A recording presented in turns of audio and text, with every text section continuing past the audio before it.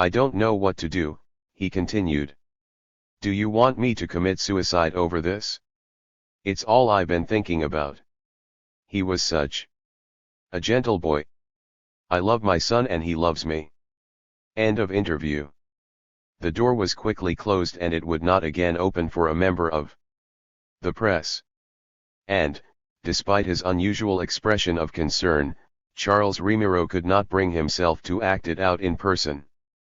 He did not visit Joe in jail or show up for his initial court hearings. But Joe's comrades in SLA did not forget him. Bill Harris used his contacts in San Quentin to send messages to Joe. One letter that did not get through noted that conditions are certainly not good for our getting together. I want you to know I am fine and stronger than ever, despite some recent setbacks. We intend to overcome the setbacks in a powerful manner. Communicate my greetings to the soldiers there. On January 18, Remiro and Little would attempt to tell the world about the incredible conditions of their confinement in a communiqué, which their jailers seized. A copy finally reached the Phoenix newspaper, which quickly published it. The two jointly proclaimed their innocence of the charges against them. We are not guilty of crime and will not become so by failure to stand as politically conscious and socially motivated men, they wrote. Our crime is the realization that as revolutionaries it is our duty to totally support and recognize all those struggling for national liberation and the construction of a more humane and egalitarian society. This is our only crime. We have already been convicted and sentenced to one of their worst hellholes, San Quentin's adjustment center, even before railroading us through court. But we still grow stronger every day. The spirit of Lolita Lebron and George Jackson thrives here. We feel like the rabbit who was thrown into the briar patch for punishment. Remiro would later say that he was thrilled to find that everyone in the adjustment center remembered Jackson. Nobody says, I knew George Jackson, he would later recall. Nobody says, George said this or George said that. They pass the Bible around, you know, soul dad. Brother and blood in my eye. That's the Bible. In the hole, too, they've got it. The pigs rip it up every chance they get. But they get it back. But nobody ever says, I knew George, or George said this, or I saw George do that. Nobody says that. The fascist prisoners, you know, the Nazi prisoners, they won't say anything bad about George. The guards won't say anything bad about George. He's that sort of a threat, you know. Somebody says something bad about George, that person's going to get killed. Well, I'll tell you, no guard will come into the adjustment center and say, George Jackson was a motherfucking fool, or anything like that. They won't even think of it. I swear to God, man. The Nazis, the tucking Nazi prisoners, won't even say it. The only way people in prison can do anything now is getting a firm hold on guerrilla warfare and guerrilla tactics. I think guerrilla tactics are very possible when you're in jail, especially when you have some of the most revolutionary people in the world sitting right next to you, you know. Outside the walls of San Quentin, investigators were having a field day with the now unfolding Foster case. No sooner had Remiro and Little been busted than search warrants were issued for their last known addresses. Thorough investigations were begun on everyone known to be connected with them. It proved to be a fascinating crew. Those who were actually SLA members saw it coming and, in nearly every case, went immediately underground as soon as they heard the news of the Remiro Little arrest. Willie Wolf, who had been visiting his father in Pennsylvania, received a phone call from California on January 10 and quickly dropped out of sight. The Harrises and Angela Atwood disappeared from their Oakland apartment at 434 41st Street the same day. Emily walked out on her job at IJC Berkeley's Survey Research Center, and her husband failed to again show up for his post office job. Ms. Moonsolty Seek disappeared once and for all from her Berkeley apartment. The heat was definitely on. The raids the following day were direct and to the point at Peking Man House on Shabu Road, at 4614-16 Bond Street, and at the Oakland apartment of Nancy Ling Perry's brother, an address she had used to register the '65 Chevy van that Russ and Joe were captured in. A most thorough and fruitful search was conducted at the Shabu Road commune, where investigators walked away with a trunk load of books, posters, typewriters, an ML carbine, boots belonging to Russ, and an electric drill and a number of bits. Almost nothing was found at Bond Street, where police searched both the cottage in back once occupied by Remiro and the little house in front occupied by his old VVAW truand, Bob Hood, and Jeannie Dolly, a former Vence Ramos member who had been working in the Oakland VVAW office that Remiro had helped to set up. Jeannie, a strong-minded young blonde who had once been one of Ken Kesey's band of merry pranksters and a close friend of Jack Kerouac's hero, Neil Cassidy, told a crowd of reporters who had come to witness this altogether public search of her home that she had not seen Remiro in months and that the cottage in back had been vacant for at least 4 or 5 weeks. Despite their extensive search, the Bond Street investigators walked away with nothing more than 3 white unused typewriter paper sheets, a sales slip for some other paper, and a copy of American Rifleman magazine, to which Joe Remiro had apparently once subscribed. Over at Shabu Road, Peking House landlord David Gunnell served tea to the press while a 6-hour search went on, but he declined to discuss either Russ Little or Robin Steiner with them. He got his advice from a young lawyer who had become something of a legend in radical Berkeley, Dan Siegel, the former UC student body president who had once set off a small street war by advising students to go take back People's Park.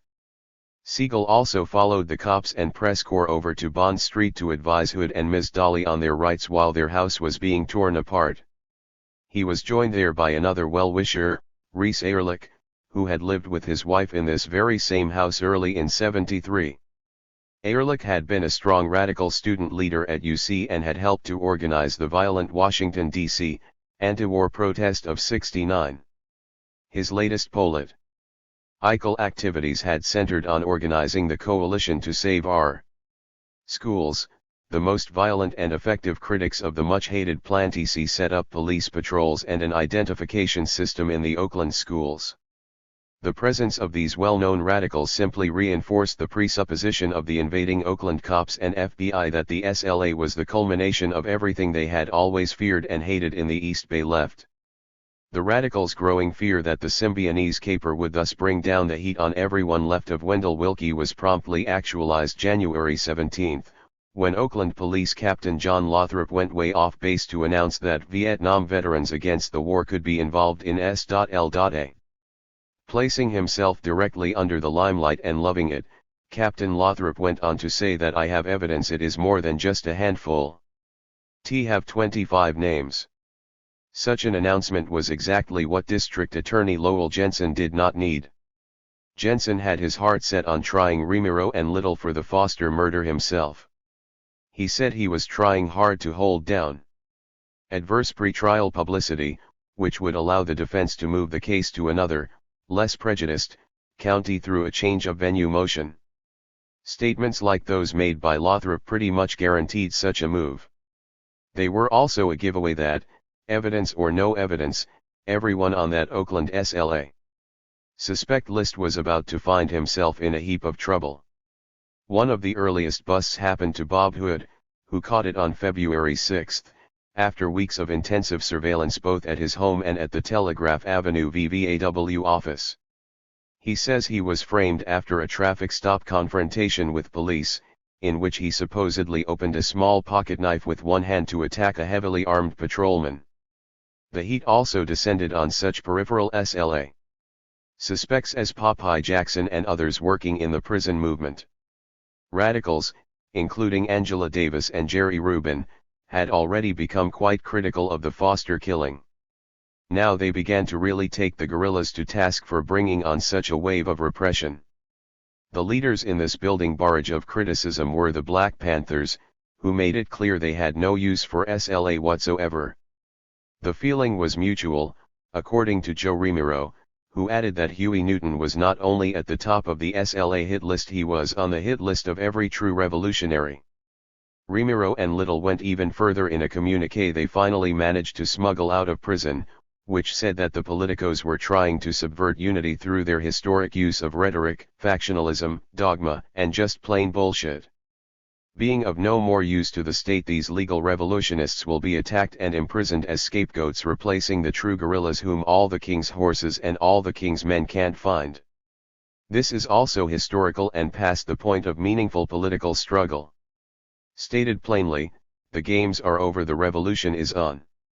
That declaration would be spoken even more clearly in SLA style, action rather than words, on a moonlit February 4th, when the guerrillas would enroll a new member the hard way. 14. Radicalism has its value, but excessive radicalism is dangerous. Conservatism has its uses. William Randolph Hearst. You furnish the pictures and I'll furnish the war. Ibid. R. Ipping off a Hearst is, for many and complex reasons, considerably trickier than seizing the brat of some bigwig politician or the spoiled heiress to a rubber goods fortune. Especially if the snatch will then be recorded as the first political kidnapping in American history, and you plan to use it to make the world's media dance to your revolutionary tune. First, you've got to consider all of the legal and public relations angles. Every ambitious cop in the country will want in on the case. But, then again, as long as you've got the kidnap victim securely stashed, they'll be leashed and muzzled by a worried patrician family. That still calls a lot of the political shots in both California and Washington. Since this is to be an exercise in armed propaganda, you've got to pump every important concept you want the people to hear into captive newspapers, which will reluctantly run your unedited proclamations only as long as you've got the victim. You must drag out this outrageous story for weeks and months to get every bit of possible coverage. It helps to have a prize-winning journalist and an English major or two in your ranks to pound out the copy. There will, of course, be surprises and imponderables to deal with.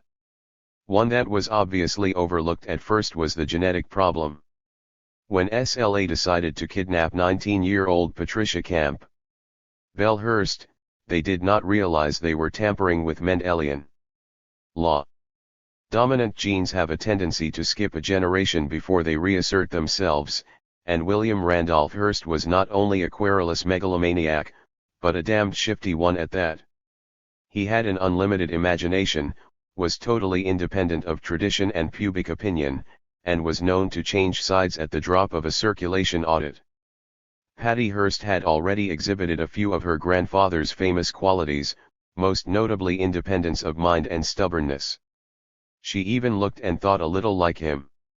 The conditions of her state upbringing had diluted and temporized much of the chief's opportunistic brilliance, but old WRH was still in there, locked firmly into Patty's thoroughly Hearstian genetic structure. His great sense of showmanship, his natural instinct for politics, his love of the dramatic and the coarsely spectacular, none of these other qualities would have surfaced in Patty Hearst had it not been for the SLA.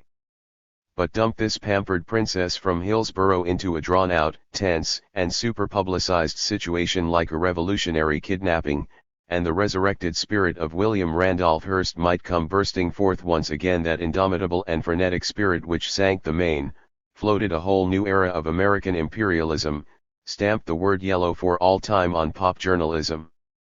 Patty Hearst would prove to be a genetic time bomb.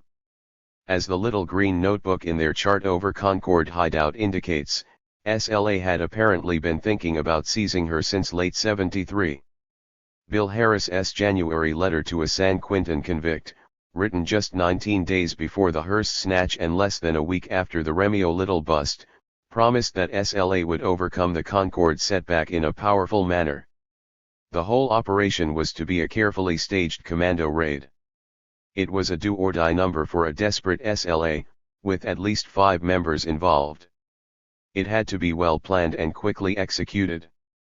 3 weeks before the caper, about the middle of January, 3 SLAERS crashed a party at the 2-floor townhouse apartment where Patty Hearst lived with her fiancé, Stephen Weed. Steve was a teaching assistant at UC and a graduate student in philosophy. He'd invited a few other grad students over for some fine wine and a few joints. They were a sedate, quite dependable lot, and the three unknown visitors to the nicely furnished $250 a month South Campus pad at 2603 Ben. Venue just didn't fit into the scene, but nobody had the nerve to ask them to leave.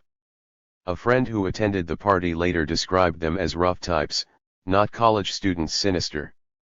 A second careful casing of the kidnap scene was staged a few days before the action itself was to take place by 2S.L.A.ERS who rang the apartment bell and asked Steve Weed if any of the 4 units in the building was for rent. They sized things up once more and gauged his reactions. One thing was obvious: Stevie Weed wasn't going to be any problem. A rather vague, mealy-mouthed sort of 26-year-old who had lucked into an affair with a Hearst heiress mostly because he was young and the only really eligible instructor in a private girls' school she'd attended near her Hillsborough home. Weed could always be counted on to temporize rather than act. No problem. The fact that Patty, who had met Weed when she was only 16 and was shacking up with him within a year, was about to settle down with this walrus-faced philosopher for keeps was something of a mystery to everyone who knew the unlikely young couple. But who has the right to question love? Patty's parents did. But her mother got nowhere and her father quickly caved in beneath the absolute determination of this favorite of his 5 daughters. Randolph A. Hearst, the fourth of William Randolph's 5 sons, was a very clear example of Mendel's proposition that a father's more prominent characteristics often bypass his sons. He had obviously inherited little of the chief's outrageous willfulness. He'd been raised Episcopalian, by his mother, the ex-showgirl Millicent, who was long estranged from WRH, and immediately gave way to a grimly determined young Catholic Southern belle named Catherine Campbell he met and married in her native Atlanta in 1938. "Convert," said Catherine, and Randolph immediately obliged. It is also true that Randolph Hearst had not lived close or long enough with his famous father to really absorb much by example. When Randy was only 7, Hearst made public his legendary affair with actress Marion Davies and sought a divorce from Millicent. It was the one thing she could refuse him, and refuse him she did. But Hearst moved in with Miss Davies anyway, and he provided her with a number of her own estates and pleasure resorts as well as incomparable accommodations at the fabulous San Simeon, that most grandiose example of personal extravagance since Versailles. Randolph Hearst did get a chance to visit with the old man from time to time, and, as one of the heirs, he most certainly would have the benefit of a part of the Hearst patrimony. He worked his way up through the organization as a reporter and editor, but this traditional publishing farce had little to do with his true economic interests, the perpetuation of a diversified empire that not only retained the few successful remnants of a once great newspaper chain and published 13 magazines, but also was deeply involved in mining, real estate, newsprint production, and other industries. For this, the instincts of a banker or an accountant were more appropriate than those of a politician or a newsman. It was not the job of Randolph Hearst or his brothers to go out and pioneer in new fields as their father had done. It was their preordained role, gently guided by several trusts and foundations whose boards they generally chaired, to keep and expand upon the millions WRH had left on his demise in 1951. Randolph and his kin were only careful shadows of this extravagant envelope. But Patricia, third of 5 daughters, began to show signs of true Hearstian obduracy as early as age 14, when she absolutely rebelled against the strict discipline at Catholic Santa Catalina Girls' School in Monterey. She simply could not stand the dreariness of it all, could not tolerate. At least $30 million were spent establishing this twin-towered, castle-like monstrosity, with dozens of outbuildings, that sits on a lonely coastal foothill of the Santa Lucia Mountains overlooking a 48,000-acre cattle ranch without another building in sight. That figure does not include the cost of the art masterpieces inside, the statues and waterworks outside, the medieval and Renaissance buildings brought intact from Europe to tack onto the ever-growing castle and the complete zoo stocked with nearly every animal on Earth. Hearst spent more on housing and decoration than any man since the time of Louis XIV. Probably the most accurate obituary written after that passing came from author Adela Rogers St. John, who knew Hearst quite well and said that no other press lord ever wielded his power with less sense of responsibility, no other press ever matched the Hearst press for flamboyance, perversity and incitement qf mass hysteria. Hearst never believed in anything much, not even Hearst, and his appeal was not to men's minds but to their infantile emotions which he never conquered in himself: arrogance, hatred, frustration, fear. Another bit of the continual KP imposed upon her for her uncontrollable high spirits and her inability to fake the necessary degree of humility required in the semi-convent. She was tired of endlessly scrubbing out the nuns' toilets, dumping garbage cans, and saying 10,000 Hail Marys as penance. About the only activity Patty apparently enjoyed? There was cheerleading. Like her salty old grandfather, Patty took a strong and early interest in sex, another reason for getting away from convent like Santa Catalina in 1970 to experience her junior year of high school somewhere more interesting. True, Crystal Springs, a liberal, non-sectarian, and very exclusive academy only a mile from the 22-room Hearst mansion in Hillsborough, was a girls' school. But you could get on and off campus easily. As Patty did quite rapidly in a brand new MG sports car her dad bought for her 16th birthday, and there were several young male teachers on campus. The youngest and most interesting of them was the then 22-year-old Stephen Weed, a blonde, blue-eyed, slightly built recent graduate of Princeton. Weed, son of a Palo Alto stockbroker, had flirted casually with SDS politics while in college but had backed off into a sort of fuzzy liberalism by the time he'd begun teaching math at Crystal Springs. Neither he nor Patty Hearst would join contingents of peace marchers who drove into San Francisco from the college. Weed seemed mostly interested in looking out for himself. And life was a ball with 200 rich young girls hot after your white and hairy bod. Patty was neither the richest nor the most attractive of the competitors, just the most determined. She did stand out, refusing to wear the school uniform and driving her sporty new car onto campus in violation of all the rules. She was more than worth looking at, this nicely built, petite 16-year-old 5'3", 110 pounds, sparkling white teeth and a wide, winning smile, brown hair. She obviously decided early in the game that she wanted Stephen Weed, and, like her grandfather, what she wanted too much she would frequently have the misfortune of ending up with. Steve wasn't really that hard to get. By the end of her second semester at Crystal Springs, the Hearst heiress had begun an affair with Weed. On an Asian studies tour to Japan, she'd confided to another schoolgirl that she was already on the pill and had to keep a close eye on her watch in order to take her contraceptives on time. Patty worked hard through the summers of 70 and 71, taking extra courses so she could graduate a year early, still aged 16, from high school. She wanted independence and she wanted it fast, so she worked hard and got good grades. She was an apt student, not the kind deeply interested in ideas, just an extremely bright young girl who knew how to use the system energetically to get what she wanted out of it. Early graduation would get her out of a live-at-home situation in Hillsborough and into a college dorm where she could come and go as she pleased. It would not be fair, though, to imply that Patty Hearst was an entirely selfish hedonist without convictions of any kind. She had refused to go through the usual rich girl coming out party to take her place as a debutante in Bay Area society. In the election year of 72, she supported George McGovern despite the fact that her father's newspapers were editorializing for Nixon. She once told Randolph that his papers, most especially the San Francisco Examiner, which he was then editing, were completely out of touch with the reality of the times and that no one she knew ever bothered to read them. She was aware that there was poverty and injustice in the world, but it simply didn't touch her. Her own life had for so long been sheltered and privileged, she was so far away from the ugly part of life. She could look forward to a life of assured financial independence because of a long-established trust fund.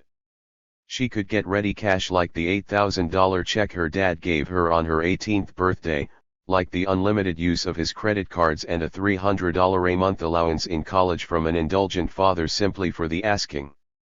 She knew that there would always be money available for her pleasures and needs. She knew she was a Hearst. It's true she had the good sense to be embarrassed about it in public, but privately she admitted it did have its advantages. It was a first-class trip through life with vacations in the private family compound at San Simeon or out at an enormous deserted estate her great-grandmother had built north of San Francisco, a wooded barony along a cool, deep run-in river, where Patty and her guests had the pick of 5 empty mansions to settle down and relax in. Patty knew she had it made. The turning point in her life, the moment to strike out on her own. Despite everything, came in the fall of '71 for Patricia Campbell Hearst. Her mother, with whom the girl had never gotten along particularly well since Catherine had packed her off to a Catholic boarding school. At the age of 10, was determined that her dangerously headstrong daughter should go to a safe and sane college. She had Stanford, a rich man's playground, in mind. It was about 20 miles south of Hillsborough, and most of the best families in the Bay Area send their daughters and sons down to the former estate of Leland Stanford for a gentlemanly education. Catherine Hearst, a regent of the University of California for more than a dozen years at this point, would never have seriously considered sending a child of hers onto a campus of this college system whose affairs she regulated. Least of all to Berkeley, that hotbed of radical politics and anarchist lifestyles. But Patty quickly made herself equally clear. She was going to attend UC Berkeley as an arts major in the fall of 1972. But first she would spend a year at nearby Menlo College, in the posh suburb of Atherton, a co-ed facility quite close to Stephen Weed's apartment. Could she live at home, since she was going to school so close to home? Most certainly not. Patty was going to live in a dormitory, and that was that. She did not explain all of her reasoning to her outraged mother. In the fall of 1971. That would come later. But her secret thinking was simple. The cool, diffident Weed planned to continue teaching at Crystal Springs through to the summer of '72. Then he expected to move over to Berkeley to pursue a graduate degree in philosophy at UC. Patty planned to stay close. Her year at Menlo College was a happy one, according to at least one roommate, a young Iranian girl named Nasreen Rahani Yavari, who helped to cover for Patty on those nights when she would slip out of the dorm and go over to sleep with Steve. The love affair blossomed to the point where Weed felt no compunctions about encouraging Patty to take a summer tour of Europe in '72. Randolph and Catherine Hearst were delighted with the idea. They breathed a joint sigh of relief, for the dimensions of Patty's intense affair with this bland underling were becoming altogether too clear. Rich parents have always squelched such importune alliances by sending their daughters off to Europe, and they hoped the traditional formula would work once again, but no luck. 18-year-old Patricia came back in the fall ready to move over to Berkeley. And then she dropped the real bombshell, the one that nearly gave the staid and proper Catherine apoplexy.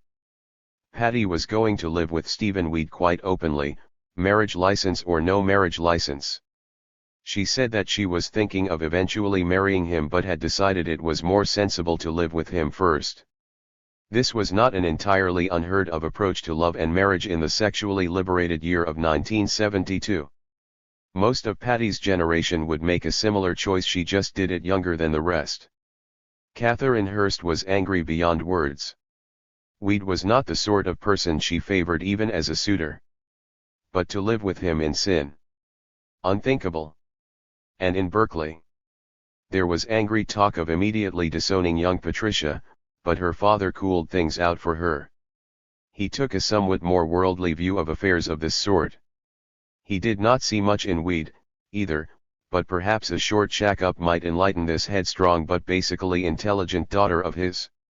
Randolph was not the roaring hedonist his father had been, but he'd read a French novel or two. So, in the fall of '72, Patty was off to the decidedly upper-middle-class townhouse at 2603 Benvenue to begin life as a Berkeley undergraduate cohabiting with an older, more sedate and accomplished teaching assistant and graduate student. In December of '73, she publicly announced that she planned to marry Weed in the spring, and Catherine Hurst gave one huge sigh of relief and began to think about expensive china and matched cookie cutters. She just loved big weddings. Randolph Hearst's reaction is not recorded. It was probably a tired and piteous groan. Her studies and Weed completely absorbed Patty.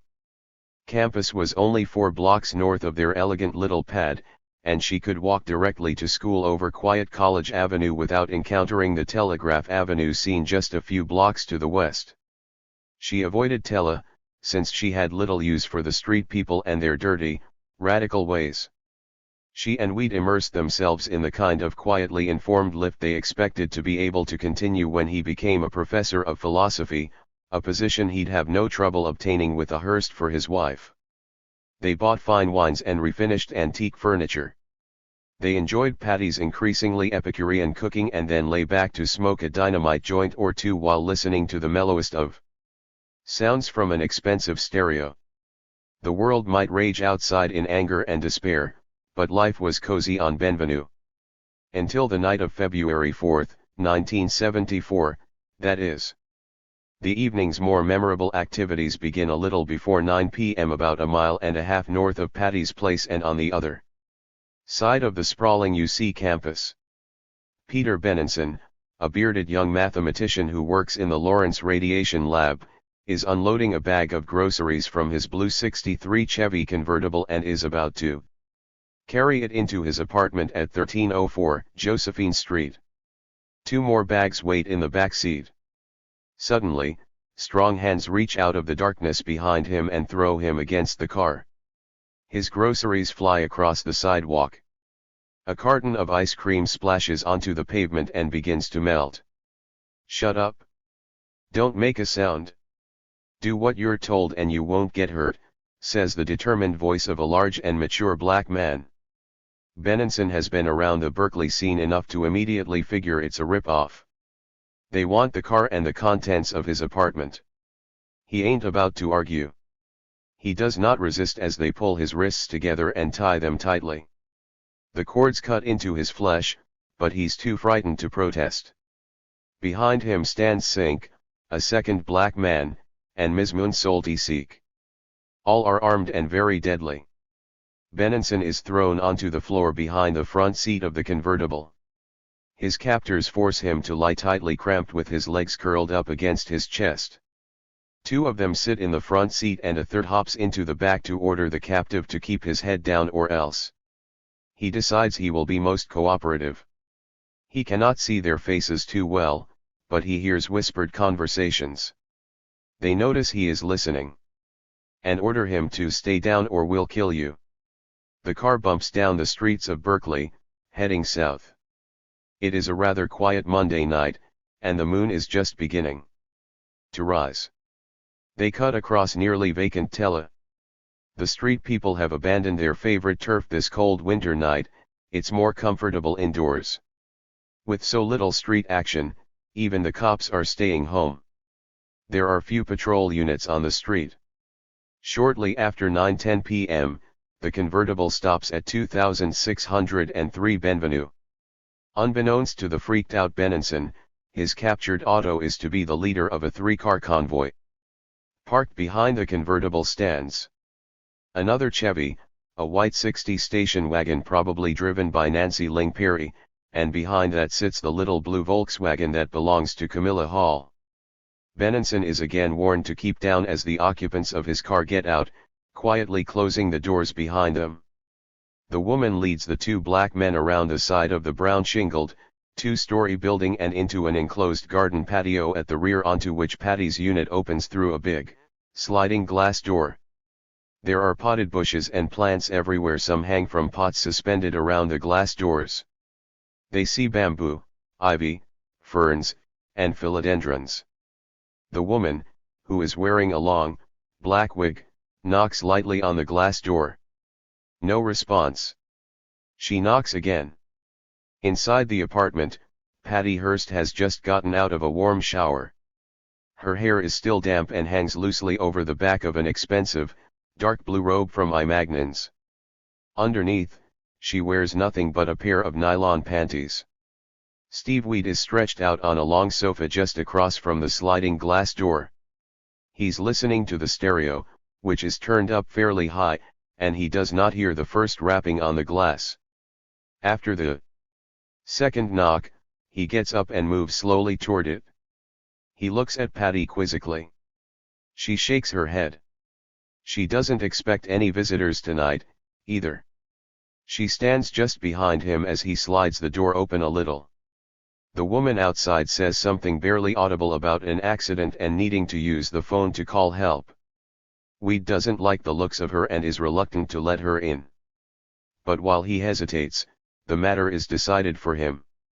The woman comes crashing into the room with the men directly behind her. Weed is thrown onto the floor. He sees the long, shiny barrels of their guns and thinks, "Oh, God, we're about to be robbed." The larger of the two men orders him to keep his face down or you're dead. He glances up just long enough to see one of the men grab Patty's wallet, which contains all of her father's credit cards and her own ID. Then they take Weed's passport. One of the invaders decides Weed should be put out of action, and he forces his face into the thick rug on the floor. A moment later, Weed is smashed over the head with a full bottle of one of the fine wines he and Patty had so carefully selected. He is bleeding and dizzy but not really unconscious yet. He decides to play dead and see what's next. He can hear Patty struggling and screaming in the kitchen, "No, please. Not me. Let me go," she screams. They begin to drag her out the open doorway and toward their waiting car. Her robe falls open in the struggle, and she is naked except for her briefs. Weed, who is definitely no fighter, claims that at this stage he hears the click of a rifle bolt being snapped back and the woman saying, "He's seen us. We'll have to kill him." "I thought I had nothing to lose," he says. "I jumped up and screamed and ran around the living room overturning furniture and lamps and screaming." An amazed Sink stands there watching these antics with the rifle pointed at Weed. He begins to smile. This white cracker is just too much. Weed runs out of the back door and leaps 3 fences. Before he ends up half a block away, still screaming. Alarmed neighbors finally grab him and hold him down. A next-door neighbor, Stephen Swinaga, 21, turns out to be a bit scrappier. He dives into the fray after Weed retreats and is severely beaten by the slowly departing SLA commandos. Patty is still yelling, "Not me. Oh, please, not me," as she is hauled out to the convertible and unceremoniously dumped into the trunk and locked in. Aroused neighbors come running, and the SLA team fires a volley of bullets in the general direction of the apartment house. Everyone ducks for cover, and the convertible and its 2 escorts race off into the dark. Benenson, still on the floor of his car, hears all of the racket and the slam of the trunk lid.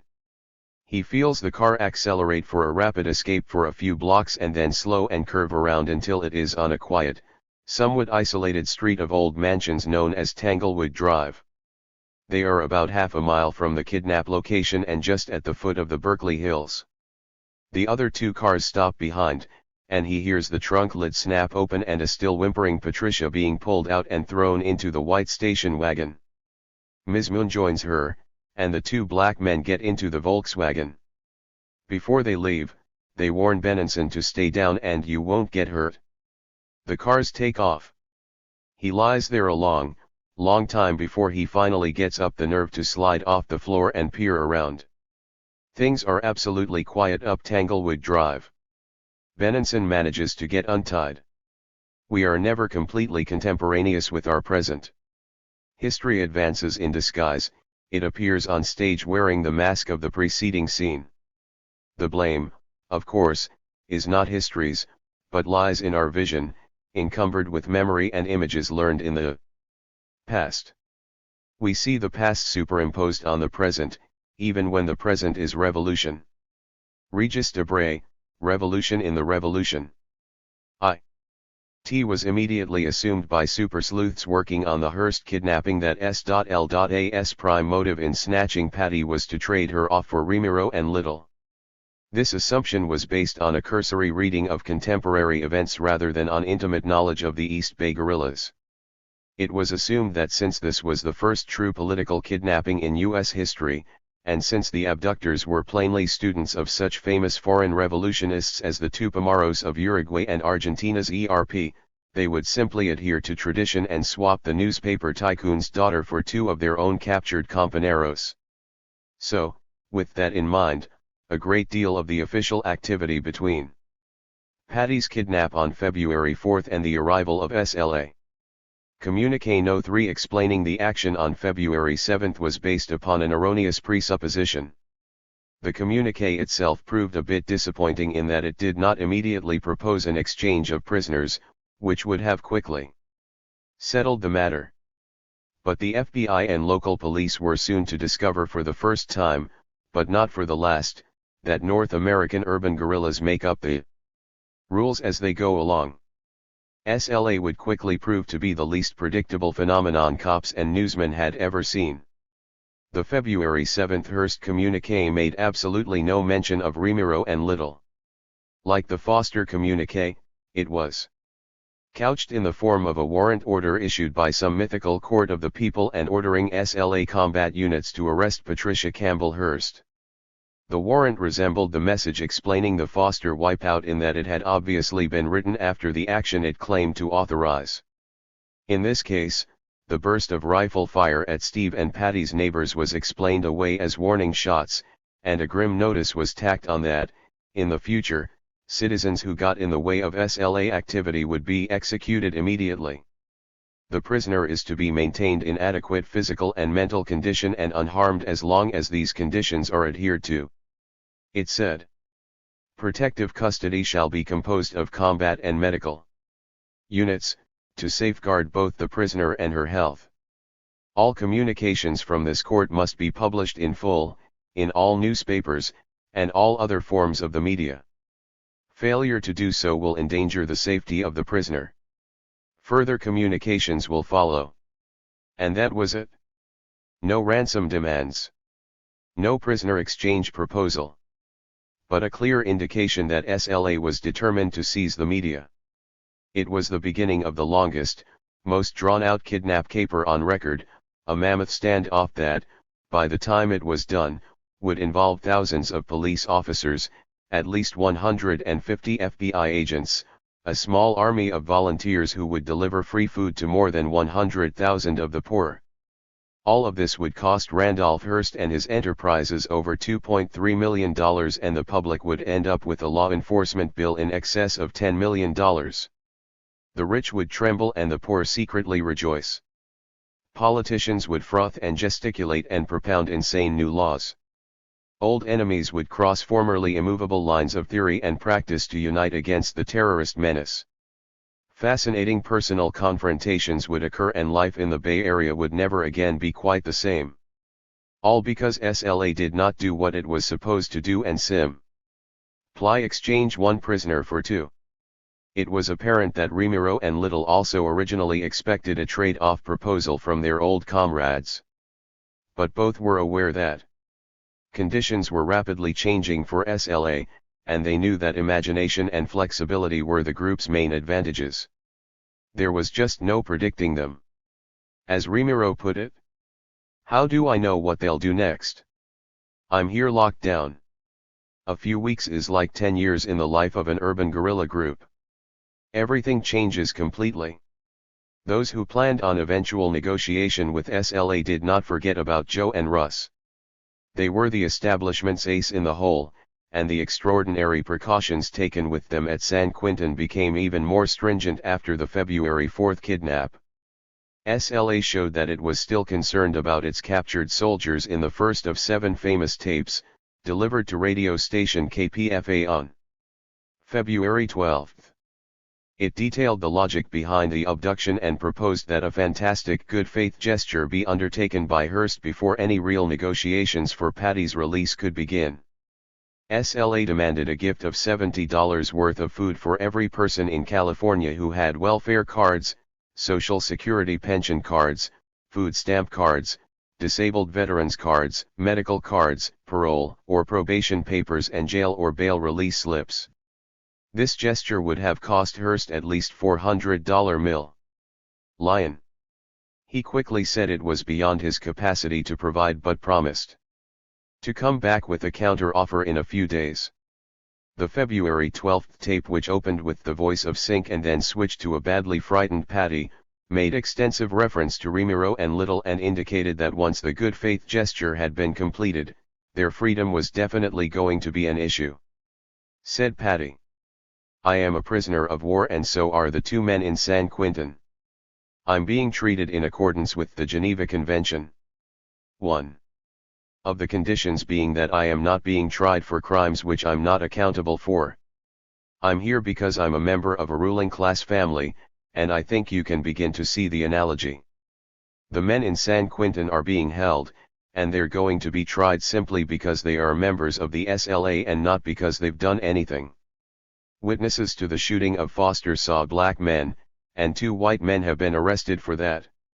You're being told this so you'll understand why I was kidnapped, and so that you'll understand that I am being held innocent in the same way the 2 men in San Quentin are innocent, and they are simply members of the group and have not actually done anything themselves to warrant their arrest. They apparently were part of an intelligence unit and have never executed anyone themselves." Patty then made it clear, in a voice that wavered between terror and exhaustion, that she did not consider SLA just a bunch of nuts. "They've been really honest with me, but they're perfectly willing to die for what they are doing." Sink justified kidnapping Patty with an Old Testament kind of vindictiveness, visiting the sins of the parents upon the child. The SLA has arrested the subject for the crimes that her mother and father by their actions committed against the American people and the oppressed people of the world, said this angry escaped prisoner in his media debut. He indicated that the Symbionese would kill the Hearst girl if they had to, and he loosely enumerated the Hearst sins, saying that Randolph was the corporate chairman of the fascist media empire of the ultra-right Hearst Corporation, which is one of the largest propaganda institutions of this present military dictatorship of the militarily armed corporate state that we now live under in this nation. Catherine, he said, had been responsible as a UC regent for the loaning of funds and the investments of our California monies in corporations which have interests and do gain profits from the robbery, oppression, and genocide carried out by fascist and racist governments around the world and within the United States itself. The UC Board of Regents, continued Sink, one of California's largest foreign investors, supports through its investments the murder of thousands of black women and children of Mozambique, Angola, and Rhodesia, murder being designed to destroy the spirit that all humanity longs for. For these acts and others, the court of the people hold the Hearst family accountable for their crimes and hold that they are enemies of the people. Now that the first hand had been dealt and a few of the face cards were on the table, an astounded public began to vaguely comprehend the dimensions of the kidnap. It was obvious that this was no ordinary crime in which a specified amount of money would be demanded for the victim's release. The abductors were clearly political creatures. They had asked nothing for themselves except the best media coverage such a small, previously unknown group had ever received. They had set out, as General Jelena would later put it, to show by example what can be done, that this goodwill gesture was intended to give some food to the people while at the same time point out our understanding that the people can never expect the enemy to feed them. We did this to point out how the enemy can easily afford to feed the people if it were forced to, but what the enemy cannot afford is to reveal to the people the total extent of the sum of the wealth that it has robbed from the people. Hearst's February 1 announcement that the size of the original SLA food demand was beyond his capacity brought a quick modification from the guerrillas, who sent a second tape on February 16 in which Patty stated that it was never intended that you feed the whole state. So whatever you come up with basically is okay. The message also revealed that the public media would be the prime communications link between the two parties. Few aspects of their negotiations would be private. And, to a degree that amazed and amused many spectators, the media themselves became a kind of third party in the matter. Printed and electronic coverage had never been used so massively and matter-of-factly as a tool by which both sides sought their own ends, and tried to flood the world with their own self-serving propaganda. It reached the point where Patty would soon be using a radio broadcast tape to advise her mother what kind of clothing she should wear during televised news conferences at the Hearst mansion. The media were also frequently used to express instant alarm when FBI agent Charles Bates or U.S. Attorney General William Saxby made threatening noises about doing something positive in the matter. The big issue seemed to be whether or not the feds would rush in on the Symbionese hideout and shoot everyone in sight, including Patty. By the time Patricia had made the February 16 tape, her abductors had apparently convinced her that she was more in danger of meeting her doom in this kind of a police raid than from an SLA cyanide bullet. "I'm sure that Mr. Bates understands that if the FBI has to come in and get me out by force, they won't have time to decide who not to kill. They'll just have to kill everyone," said Patty. "I don't particularly want to die that way." She really had no reason to tremble. The cops didn't have the least idea where she was. It would appear that she was probably held for the first 5 weeks in a quiet little bungalow in a racially integrated portion of Daly City.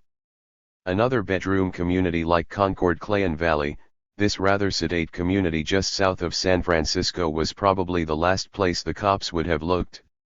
On February 19, Hearst announced his counter-offer, a $2 million food giveaway called People in Need, modeled after a program that had been operating successfully for some time in the state of Washington. The SLA thought this was a skinflint proposal, and in their third tape demanded an additional $4 million in food. Hearst said the next day that the matter was out of my hands, since he could not personally come up with that much loot, but the Hearst Corporation quickly stepped in to say it had the funds available and would provide $2 million on Patty's release and another $2 million in 1975 to make the food program an ongoing proposition. There was no immediate response from SLA. So, on February 22, the initial giveaway of a portion of Hearst's first $2 million in food began in both San Francisco and the East Bay. Things were handled so badly that rioting and looting broke out in East Oakland, and thousands of the poor waited hours in line to be turned away empty-handed because the supplies ran out. In some cases the food never even arrived. The papers were full of news of this fiasco and the continuing search for Patty, and the public was now paying very little attention to Remiro and Little. But SLA had made reference to its captured soldiers in both the February 16 and the February 21 tapes. In the first, Patty assured her parents that I-11 be okay as long as the SLA demands are met, and as long as the 2 prisoners at San Quentin are okay. In the February 21 message, Sink reminded the other side that Patricia was being held as a prisoner of war just like Joe and Russ, and that this would continue to be her status until such time as the status of our captive soldiers is changed. News that Remiro and Little were undergoing extraordinary conditions of confinement had obviously reached the Symbionese, and Sink warned that if the 2 soldiers were injured, Patty would be executed immediately. Over in the antique stone-walled Marin County Penitentiary, some 20 miles north of San Francisco, Little and Remiro were locked down in 2 so-called quiet cells on San Quentin's now abandoned death row, just outside its infamous Little Green Room gas chamber. "We spent a little more than a month in the adjustment center and a few days short of a month in the hole on death row," says Remiro. In prison time this is hardly mentionable. To find out about the adjustment center and the hole, ask those who have spent precious years locked down, those who have been regularly and indiscriminately gassed and beaten with pick handles, he continues, those who have witnessed countless other murders, in the name of rehabilitation and adjustment. Some have been beaten into insanity, while others have been beaten into the objective reality which has led to the birth of organizations such as the Black Guerrilla Family. Only 2 days before 9,000 persons received $100,000 worth of groceries in the first catastrophic People in Need handout, Remiro and Little started to have some food problems of their own. The two suspected that tranquilizing drugs had been added to their meals and both promptly went on a hunger strike. By the night of February 21st, they were on a new plateau of hunger and fear. News of the standoff between SLA and the Hearsts had reached them and they feared they might be tortured in an attempt to find out where Patty was hidden. The atmosphere of death row was still heavy with the misery of the hundreds of condemned men who had walked down the corridor to their suffocating doom in the little green room, and this did not help Remiro's anxious state of mind. When a goon squad of strange guards and investigators unlocked their 2 cells at about 10:30 that night and silently led them into the gas chamber, the 2 young men feared the worst summary execution without a trial. They wanted to stop right there by the gas chamber and interrogate us, Remiro recalls. They really wanted to psyche us out. We hadn't confessed. I hadn't told them anything except my name when they booked me. They hadn't even talked to me up to then. They knew better. Fuck them. But now they figured they could scare us into talking. They told us we belonged in the gas chamber and that we'd end up there if we didn't cooperate. They chained our hands to a belt around our waist and put us in a car and drove us into the courtyard inside San Quintin's second gate. Then they moved us to an area just inside the first gate, and who the hell should drive in but Death Row Jeff and Raymond Percunier and 6 or 8 dudes in civvies. They drove up in tour cars and then we went into some kind of a little room right next to the prison souvenir shop. They wanted us to do something about Patty, they said, but Jeff says, hey, these guys haven't eaten for days. Why don't you feed them first before you talk?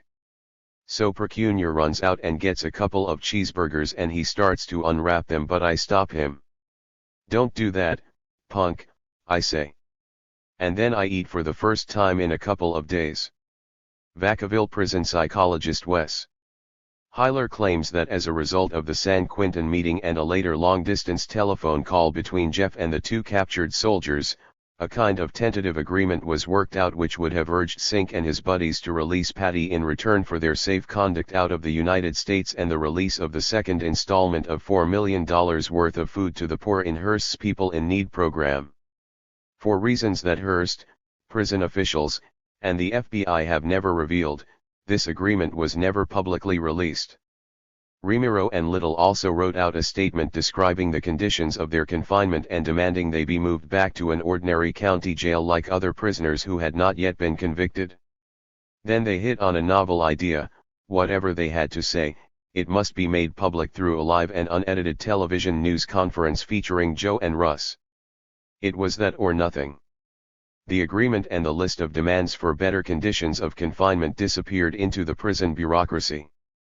The request for a live TV interview was debated for weeks by officials and judges before it was finally rejected.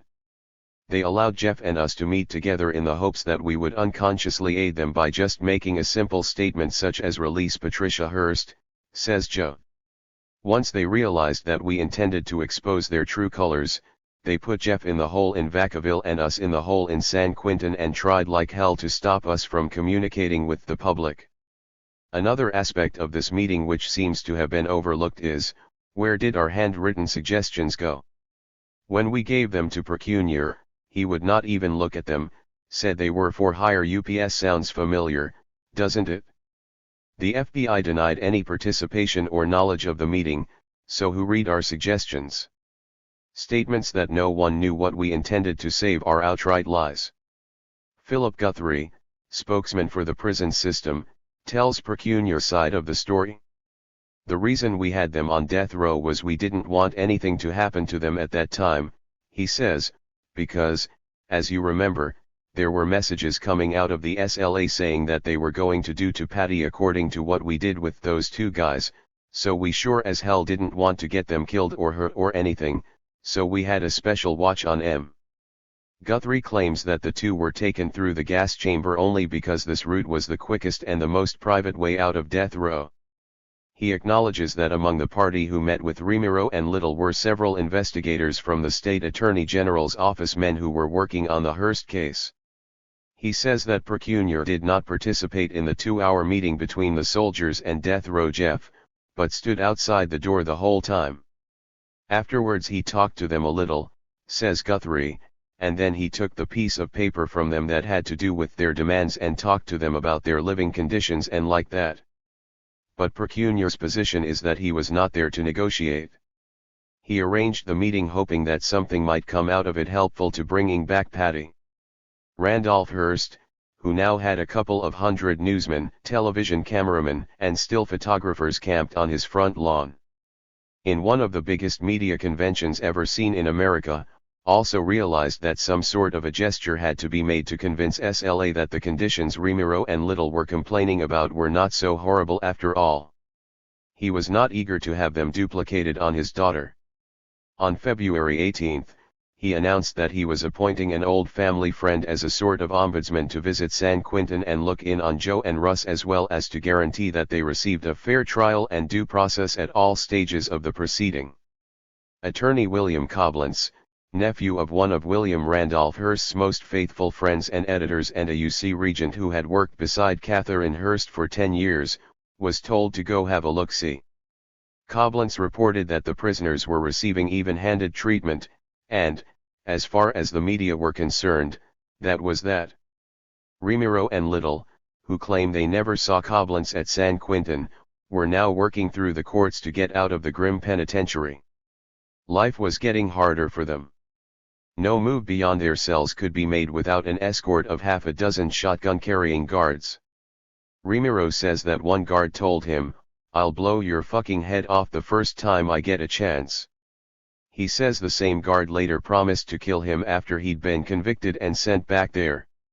Finally, on March 8, an Oakland judge, Stafford Buckley, visited San Quentin and decided that conditions the two prisoners faced were more than a bit unusual.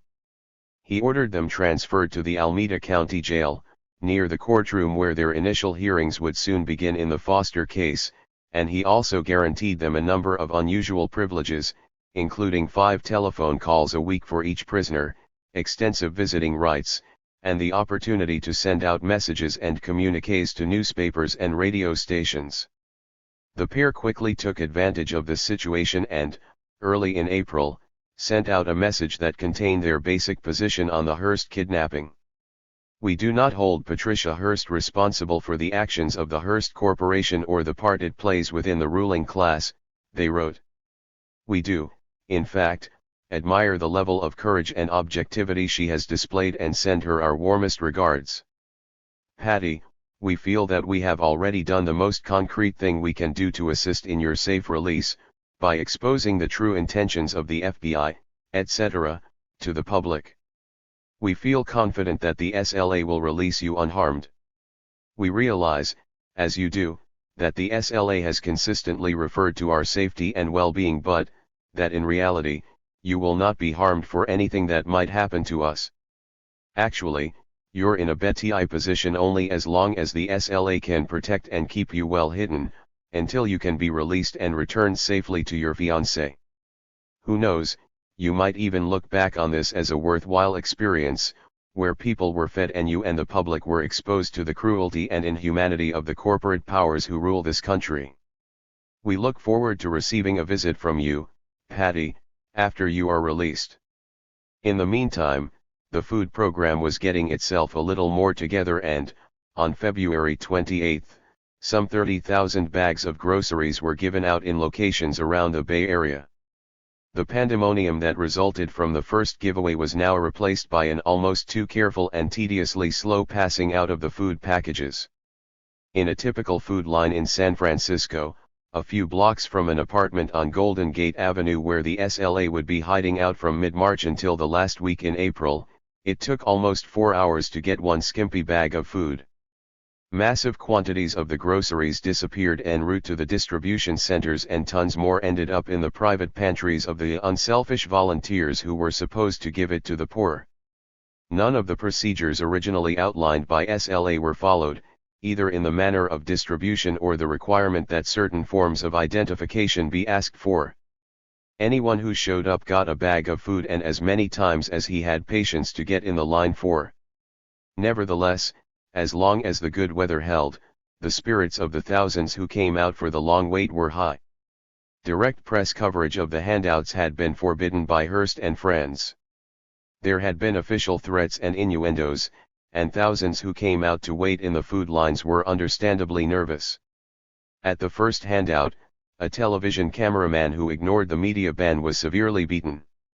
A few writers for the underground papers who speak the language of the streets and who are generally as poor as the mostly black lumpen proletariat that made up the food lines simply joined in and got their story of the food program firsthand by waiting out the interminable delays and screw UPS during the 5 giveaways between February 28 and March 25, when Hearst's first $2.3 million ran out.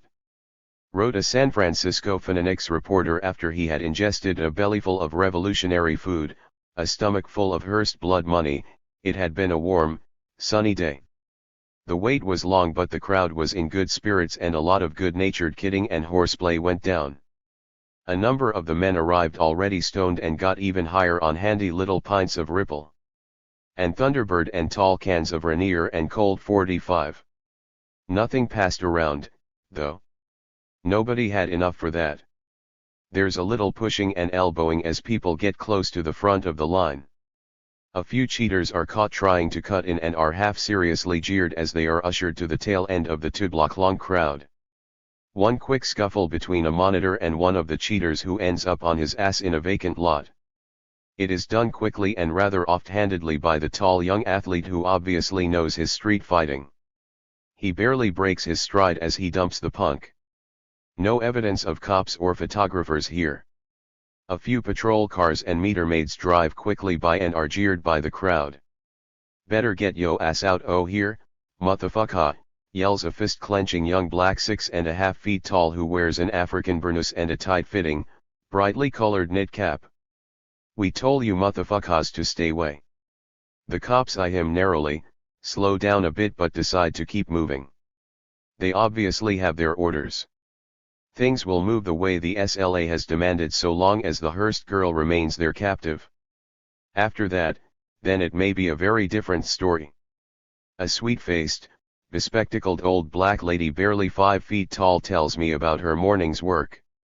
"Left my house over in Bayview about 9:30, she chirps up happily. "Went on over to Hunters Point first and got a big bag full. Then down over to Cap Street down and the Mission. They got turkeys and hams down there. Just giving tons of them out. People lined up 3 blocks down Mission. Then on over to Mission High for another bagful and finally over here. They gives it out Tuesday and Thursday this week. But I only wants to go shopping one day. That's enough." We now begin to inch forward about a foot every 10 minutes or so. More good-natured joshing and people begin to get to know each other and tell each other their tales. Now this is a revolutionary situation. The barriers that really count, walls of mutual suspicion and personal isolation which normally keep people apart and make it easier for the cold, anti-human industrial society to deal with them, those barriers are coming down and people in this line are beginning to feel a certain oneness. I hear the words sister and brother more and more frequently. People begin to help each other out. A woman arrives in a wheelchair and is immediately propelled to the front of the line. 2 guys get news of a bedridden old man who cannot come down himself and stand in line for him so they can take bags of food up to his sick room. There is a surge of energy and purpose here just waiting to be harnessed, just waiting to be pointed in some direction of overthrow and change. It is an exciting feeling and one the government is aware of and increasingly nervous about. You hear what people are doing and thinking. The school kids in front of me talk the usual cars and dope and girls. 2 tough-looking dudes in back of me compare notes on San Quentin, Vacaville, Soledad, other joints they've been in. I remember that the only true revolutionaries running around loose in this society are guys like this, the ones who have had everything taken away from them by the system, guys who have nothing to lose. Man, they had me locked down like a dog down there, one ex-con confides to the other, like a fucking dog. A few lucky ones at the front of the line who have gotten their groceries already come back and show us their share of the Hearst ransom, a frozen chicken, a 2-pound can of Spam-like luncheon meat, a frozen pound or two of something called beef and textured vegetable protein. There are a very few oranges, a few carrots, a box of buttermilk pancake mix, 2 cans of condensed milk. Maybe $12 to $15 worth of food in each bag. By the time I get to the front of the line, they're out of frozen chickens and oranges. They give me an extra roll of beef/vegetable protein crap. By the time the third food handout is over, on March 5th, grumbling about the People in Need program has reached the SLA.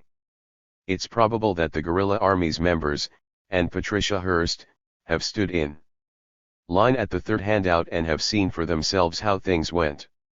They come away extremely pissed off and, on March 9th, the Hearsts receive the fourth SLA tape, which claims the PIN program intended to shame the people by trying to distribute hog feed instead of top F24-1J quality dry stuffs.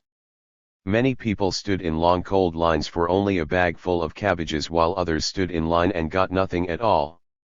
The people know words don't make no bag of cabbages into meat.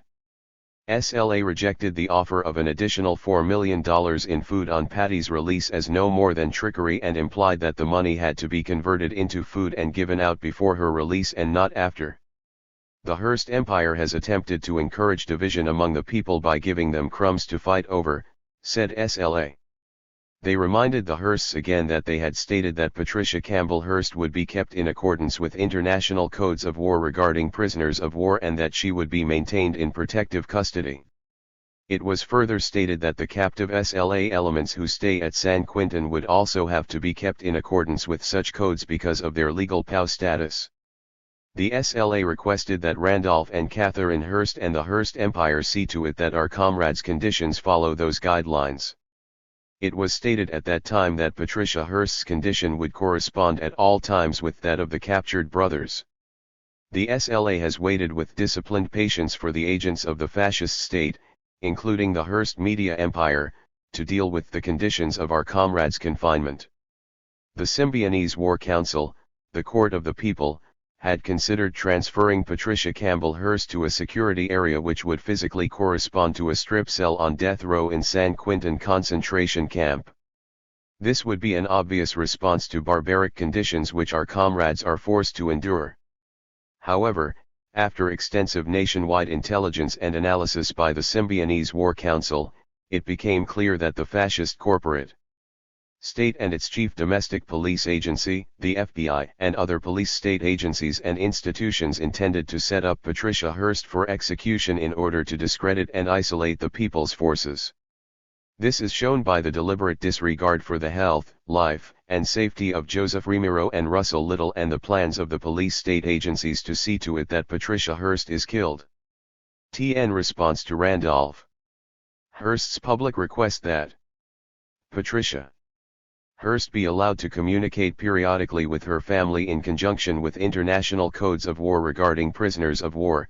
The Symbionese War Council has determined that communication between POW Patricia Hearst and her family will come only after the immediate creation of the necessary mechanisms whereby Russell Little and Joseph Remiro can communicate via live national TV with the people and the SLA concerning the full scope of their physical health and all the conditions of their confinement.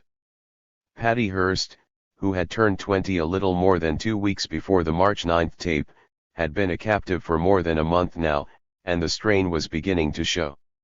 She had been listening to their revolutionary propaganda, reading such basic texts as George Jackson's Blood in My Eye, and apparently falling in love. She now echoed SLA's attitudes about a possible FBI break-in during which she would be deliberately killed, and she made it clear for the first time that she felt betrayed and abandoned by her father. It was obvious that she felt he had more than enough money to comply with SLA food program demands, but that he valued his money more than her life. "I don't believe you're doing everything you can, everything in your power," she said. "I don't believe that you're doing anything at all. You said it was out of your hands. What you should have said was that you wash your hands of it." Like Angela Atwood, who had opened the tape, Patty Hearst made a point of talking about Remiro and Little before she closed her 11-minute portion of it.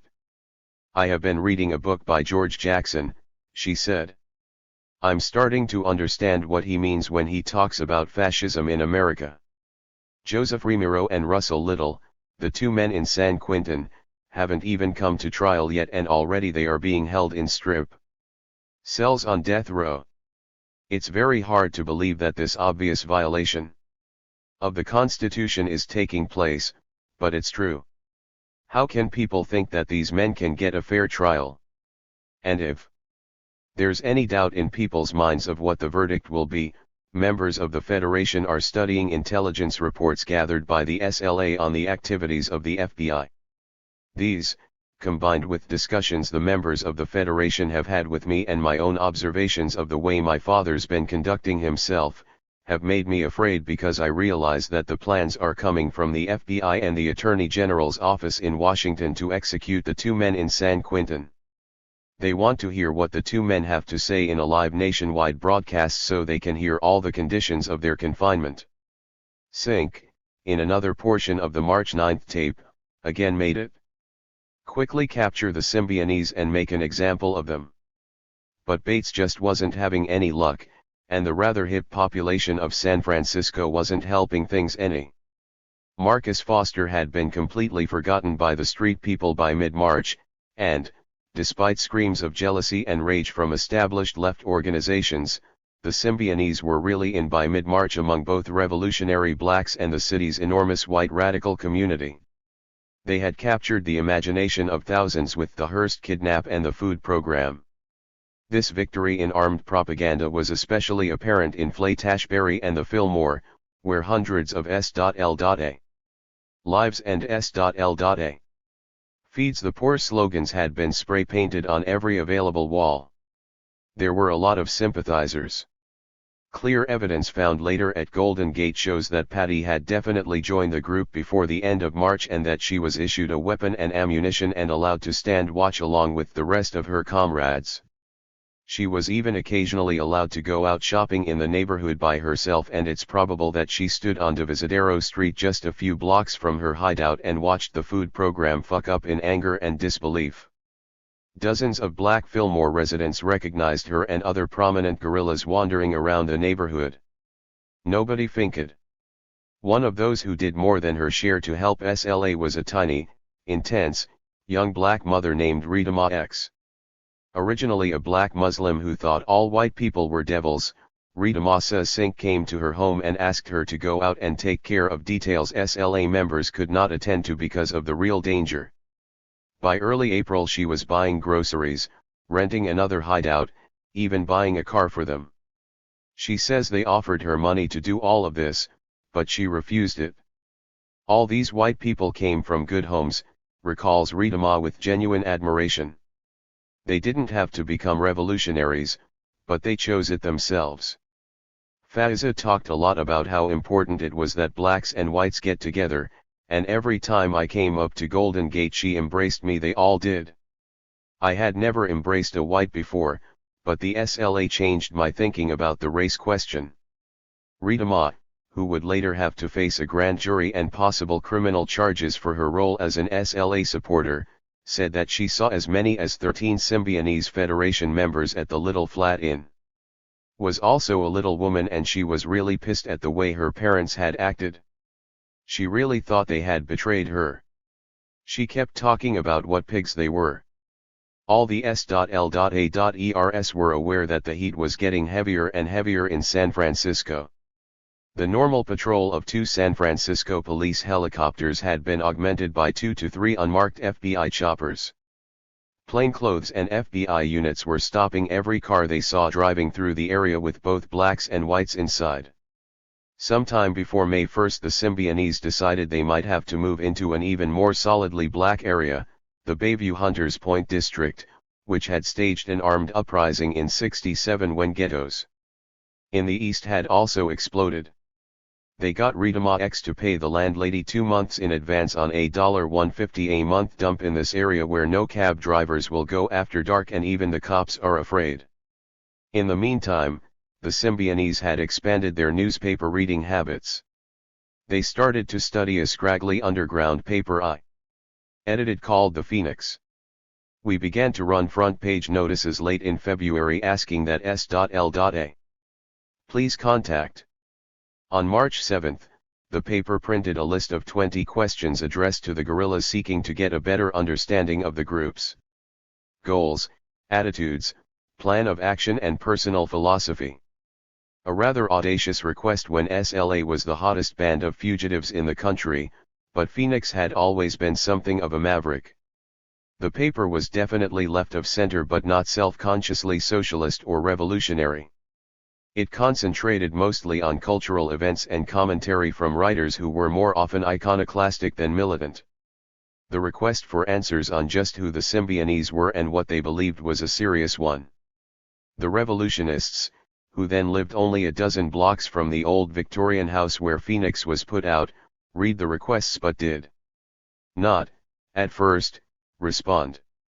Then I decided to run my own answers to the 20 questions, prefaced with a lot of double talk about how this may be an interview because the style and content is so similar to other SLA communications that we consider it a distinct possibility.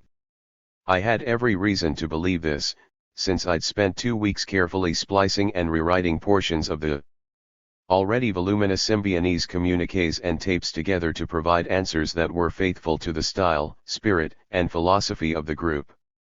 It was such a good job that SLA later would incorporate portions of what I'd written into their own pronouncements. They fit perfectly.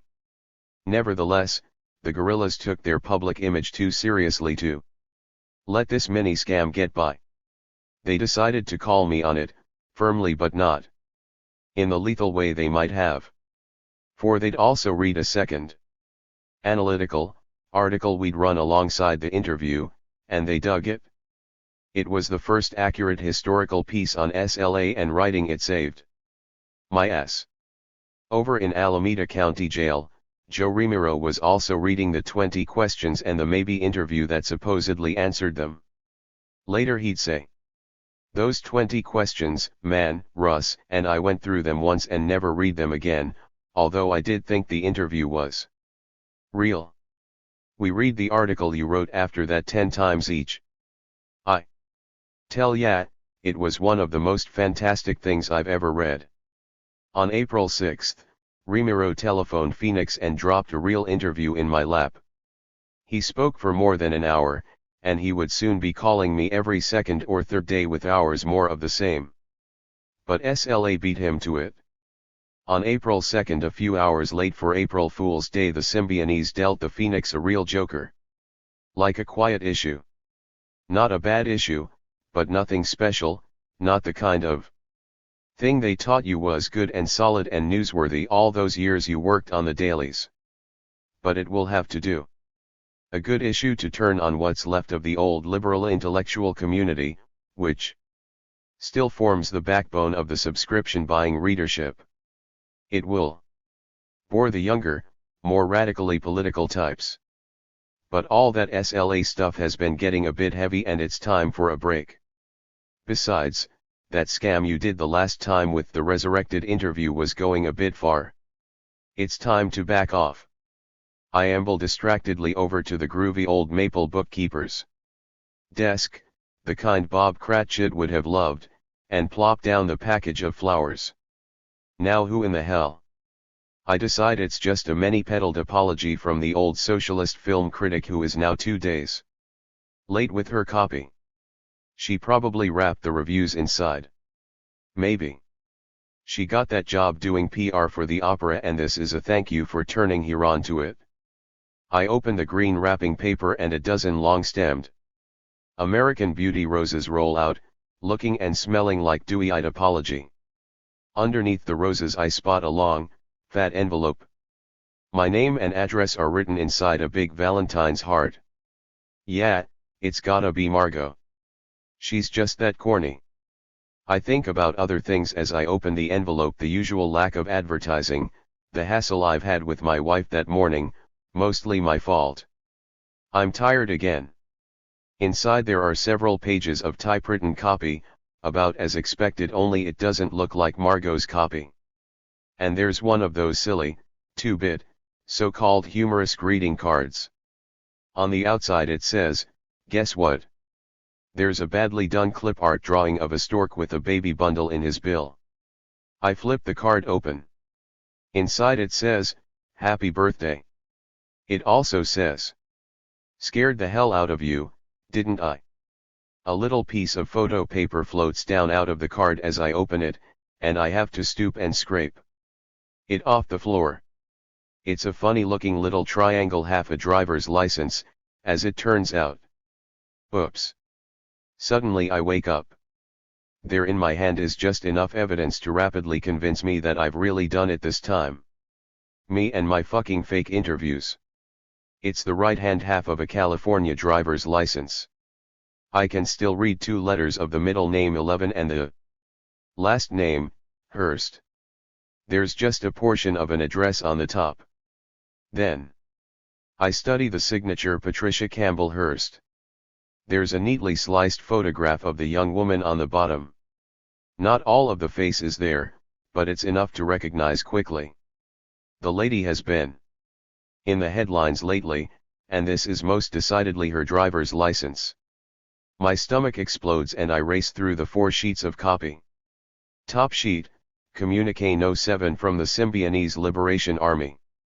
Second sheet, directions on how to handle the release of the top sheet and the 2 pages underneath. They are codes of war. I glance at them. Finks and traitors will be executed. I call my wife.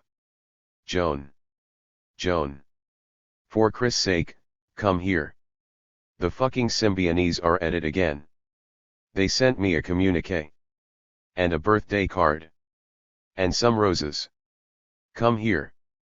There is really no need to yell at her. She's disgustingly psychic and knows at once what I'm hollering about. She's been plugged into the SLA story for months now, with that crystal ball TV news mind of hers whirring out possibilities, angles, conjectures. She got me into this mess in the first place, and I wish to hell I'd never even heard of these fuckers. What's next? A cyanide bullet. Joan runs in barefoot and grabs the handful of documents and sucks them into her raging mentality by instant osmotic flush drain. She knows immediately what's happened, and she explodes with ideas.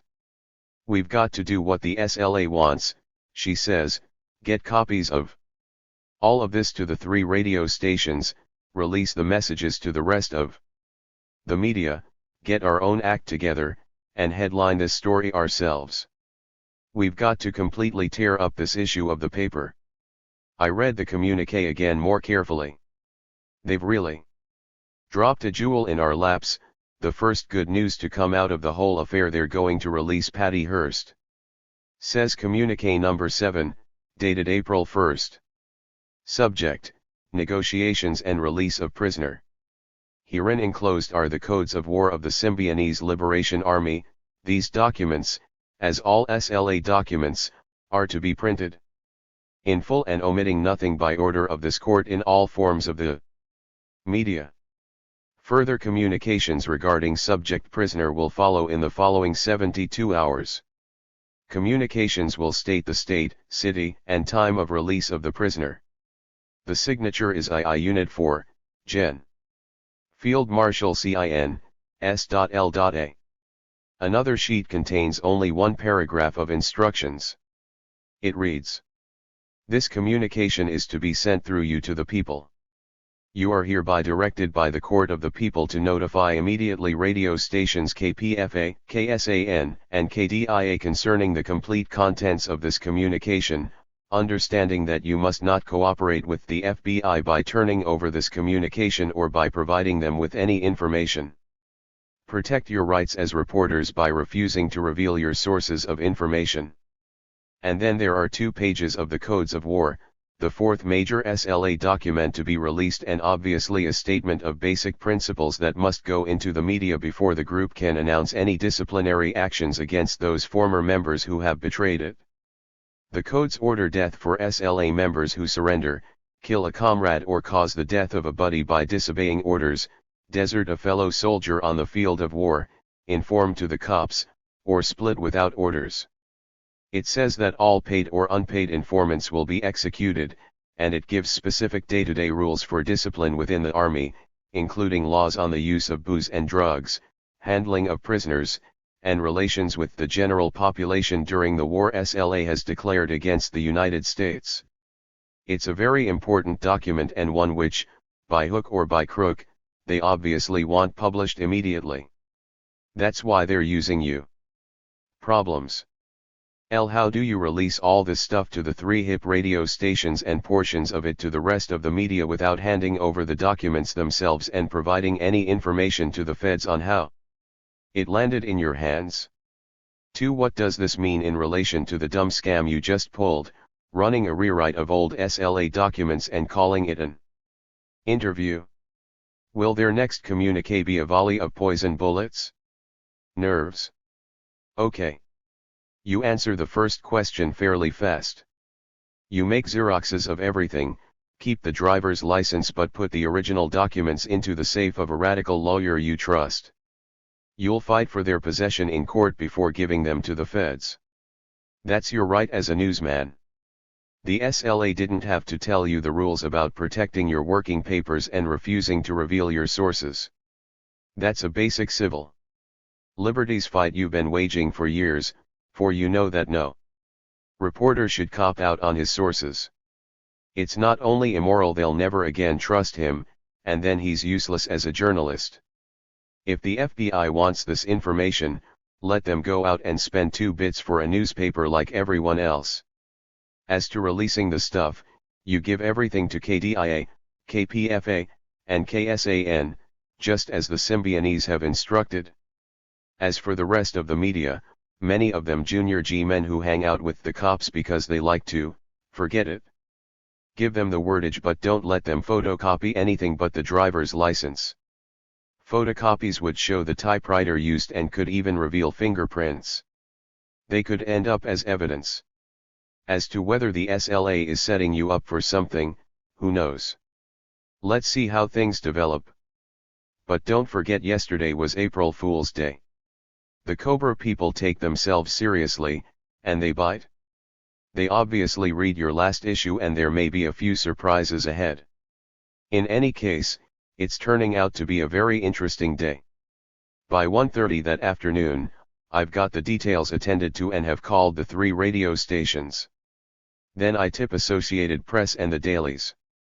The medialis are down upon us by 2 p.m., and it's pretty much routine press conference nonsense. The TV boys try to take over like they always do, but I make sure the print media get the first break. TV reporters take longer anyway.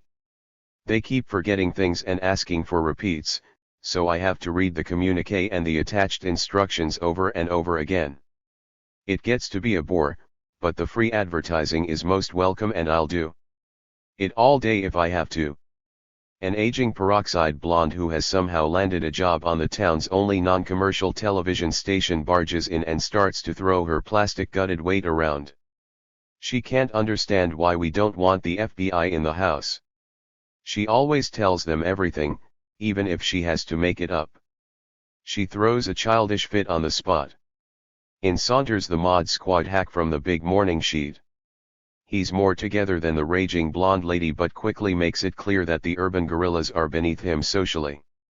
All the revolutionaries he knows joined SDS for kicks while pursuing a course in business administration at some elegant Eastern university.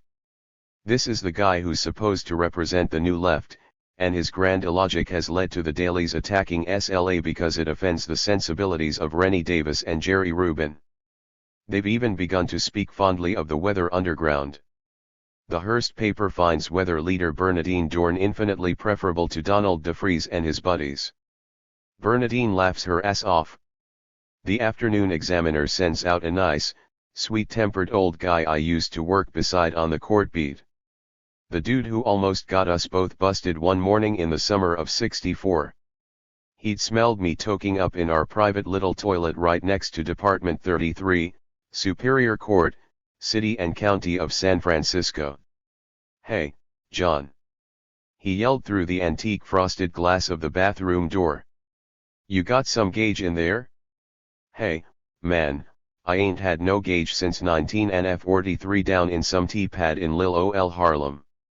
Naturally, one rolled him a couple of numbers. It was good weed, and old Hank sucked it in like there was no tomorrow. He hadn't been high in 20 years, and the effect was really comic. "Hey, man," he yelled, loud enough for the judge and jury next door to hear every word. "That's dynamite gauge. Why don't you roll up a couple more o' them muggles and we'll just stroll over to the state building and cover a lil ol pension hearing." Figuring it was going to be some boring and inconsequential affair, just a bunch of retired typists or janitors demanding a few more bucks. For their doddering senility I rolled up a handful of nice, thick numbers and stuffed them into my trouser pocket. Sure, I was holding, but who was going to bust a nice, respectable young reporter like me? Hank and Slash made it across the street flying low. He kept rushing up to prominent judges and politicians he'd known for years, whooping and hollering and throwing his wide and friendly arms around them. They gave him their best shit-eating grins and went away shaking their heads. Drunk and at this hour of the morning, we highballed into the sedate old state building, and Hank intentionally knocked down the armed guard who stands just inside the entrance. Luckily they were friends, and the guy smiled sheepishly and put his gun away as he got up off the floor. The hearing room was to our left, and Hank crashed through the double doors like the Schlitz malt liquor bowl looking for an open icebox. Every eye in the room turned toward the intrusion. And then it hit me. Man, I'd seen at least half these dudes before. They were narcs. It was the entire state narcotics squad, down here to lobby for bigger pensions because they had to deal with all of these really dangerous, vicious, commie dope fiends. Like us. Slash remembered the pocketful of reefers, thrust my hand deep down into it as though Slash were trying to crush them out of existence, and cast my dilated pupils toward the floor. Slash wanted to disappear, but Hank was still hooping and hollering as we made it down the aisle to the very front of the room, where the press table was set in such a way that we half-faced this whole room full of narcs. I got Hank into his seat and whispered, "For Chris' sake, Hank. Cool it. We're right in the middle of the heat." He toned down a bit, and, at the first break, I managed to sneak into the men's room and flush my pocketful of joints down the toilet. What a waste. But, boy, that was close. At the end of the meeting, the chief state narc marched over to the press table and told Hank he'd bust him if he ever came into the state building that stoned again. Then he turned to me, "And who's your friend?" he asked, totaling up a 20-year sentence in his cold, gray eyes. After that, Hank wanted to wander around a bit, visit his old buddy the Attorney General, and then make a side trip over to the FBI. I begged off. I had an unbelievable headache. This is the grand old dude the Examiner has sent to get the story and then take me down to Hillsborough so I can give Daddy Hearst a first-hand report on what the SLA is into these days. I also decide to slip Hearst the hunk of driver's license they've sent me. It belongs to his daughter, and I decide that, legally and morally, it's my obligation to put it in the hands of her family. So, as soon as we've gotten rid of the last of the TV and radio latecomers, we go out on the front porch for a quick confrontation with the FBI and then off to Hillsborough in an Examiner camera car. We bid the FBI a fond adieu and head south toward Hearstonia. It seems like old times. I'd ridden almost identical camera cars day after day when on assignment in 60-63. Even the fatigue is an old buddy. We begin to reminisce about all the drinking we did a decade ago and nearly say fuck Hillsborough and head over to Breen's to see if they still know how to make a triple martini. Hank talks us out of it. The sun is just setting as we pull off the freeway and wind around some nicely wooded and increasingly affluent suburban streets to the two-story Hearst mansion. Not a castle or anything like that, but 22 rooms will do nicely for starters. It's my first trip down here. I'd worked for Randolph Hearst's family for a total of nearly 5 years as both a reporter and an editor, but, needless to say, I'd never met the man or his brothers. The publishers of the big Hearst papers don't consort with the hired hands any more than Jefferson Davis was. In the habit of running down to the cotton fields to sip mint juleps with his slaves. The roadside next to the high brick wall in front and the lawn just within are jam-packed with a lazy swarm of reporters and photographers. There are big TV vans, miles of power cables, lights, and tripods set up all over the grass and driveway awaiting the next press conference extravaganza. We carefully negotiate our way through all of this and the métier men grudgingly let us past with an irritated buzz like a swarm of fat blue flies being chased off their favorite dog turd. Inside the front door I am met with an atmosphere of careful elegance, dozens of really fine antiques and artworks straight from San Simeon mixed somewhat haphazardly with contemporary overstuffed furniture from a high-class but tasteless department store. It is obviously a well-lived-in house, but there is a certain cold formality in the air, a humorless rigidity. Randolph Hearst reminds me of Nelson Rockefeller. He is media-wise and always on his political toes, but he's much too rich and powerful to really care what is said or written about him. He's about the same age and height as Rockefeller, also wears horn-rimmed glasses, seems alike in temperament, and comes from a somewhat similar economic and cultural background. Although Randolph exudes a more calculatingly informal Western style, he's definitely a Californian. Hearst seems to take up a lot of space, even in a large room, but he manages to gracefully dominate without intruding. He's widely built, with large bones and a rather square and placid face.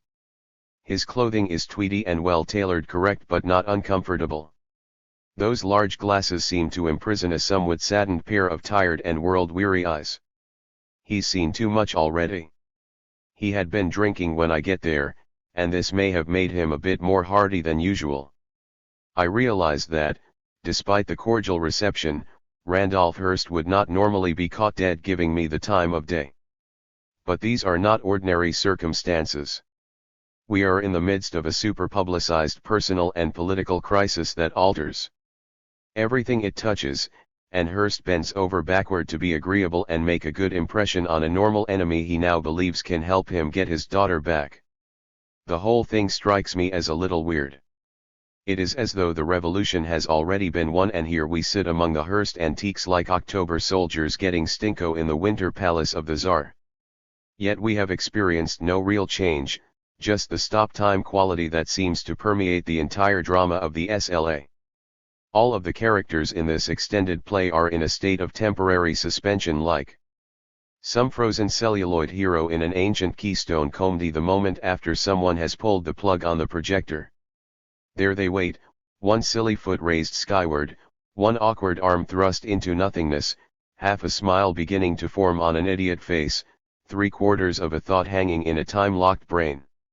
You know that all of these people will, at some point soon, get back into their regular lives. The Hearsts must soon go back to making money. Stephen Weed must now trudge forward into full professorship with or without his darling Patty. Even Joe Remiro must go somewhere once judgment has been rendered. But, at the moment, you feel this strange and terrible overtone of waiting that engulfs Hillsborough like a coldly tidal dream. Sooner or later someone is going to find the switch. Sooner or later these lives must plug back in. So there I sit with Randolph Hearst. Instinctively I like him, but this seems a good time to move with caution. Within that velvet glove, he now so graciously extends lies a fist of steel, and he still possesses the power to deliver a lethal blow to anyone foolish enough to cross his certain plans. Catherine Hearst joins us, and it's hate at first sight. She may or may not have been briefed as to who and what I am, but Catherine exudes all the charm of a matronly iceberg looking for the Titanic. It is prob. ably more of an instinctual than an intellectual reaction, for she senses the heresy within her pious home. From the moment she enters the room in an expensively tailored wool suit, her heavily made up, over 50 face fixed in an immovable mask of frigid propriety, her well-lacquered coiffure holding every hair in regimented place, I feel her horrified eyes locked upon my embarrassed face. It would be impolite to say she stared. It is, after all, her home, and she has every right to carefully regard this underground editor with suspicion. But after these cold and unforgiving eyes have pierced me for 10 or 15 minutes, I find I can no longer look tactfully away, and soon our eyes are locked into a mutual glare that is anything but loving. I know very little about her background, just that she met Randy while he was doing the obligatory stint as a reporter on the Hearst paper in Atlanta in the mid-30s. That this daughter of a telephone company executive, a debutante and junior leaguer, was noted for her piety and extremely orthodox frame of reference. I get the impression that she's a little dull, but no one has ever had the balls to tell her so. My words at this point are careful and as considerate as I can make them. I tell the Hearsts that I feel intense sympathy for them, that I have a daughter, too, and that if anyone were to kidnap her I'd be out of my mind by now and I'd do anything to get her back. I say I'm glad to be bringing them some good news for a change, and then I read the exact language of Communique number 7 with its promise of complete data on Patty's release within 72 hours. I also read them the instructions I have received from the Simbi ones, which, I note, sort of put me in the middle. I am charged with giving out the content of what they sent but must withhold the papers themselves, all except the driver's license, which I say belongs to them. I hand it over to Randolph Hearst and prepare to leave. I'm glad to be getting out from under those twin guns that Catherine calls eyes. But Randolph wants to talk, and talk he does. 2 or 3 very strong and generous drinks later he keeps calling them stirrups, like some English country gentleman. Our conversation becomes well lubricated. We have to interrupt the discussion to take care of some pressing business. First there's a typing job to do, copying the communique and codes of war so that the examiner will have a careful and exact duplicate to print the following morning. That takes nearly an hour, and I work in the Hearst family room with Randolph, Catherine, and several of their daughters and sons-in-law hanging over me. Hank and some other Hearst newsmen help me set things up and do the copy reading. It's like old times, grinding out a story with these guys again. Then there has to be a press conference. The twerpy little TV newsman who has become a family retainer and the go-between to the press insists upon it. A lot of the Hillsborough media crew did not make it up to San Francisco to get the communique at the Phoenix office. They simply sat on their well-paid asses down in this comfortable retreat of the very rich and waited for the Hearsts to hand the news to them on a platter. This has become the normal way for most to cover this complicated story. Some of these reporters have come halfway around the world to cover events from the front lawn of this house. They report only what they are told and end up docile serfs encamped loyally around the ramparts of Hearst's Media Manor, resisting all intruders, and all serious questions, for months on end.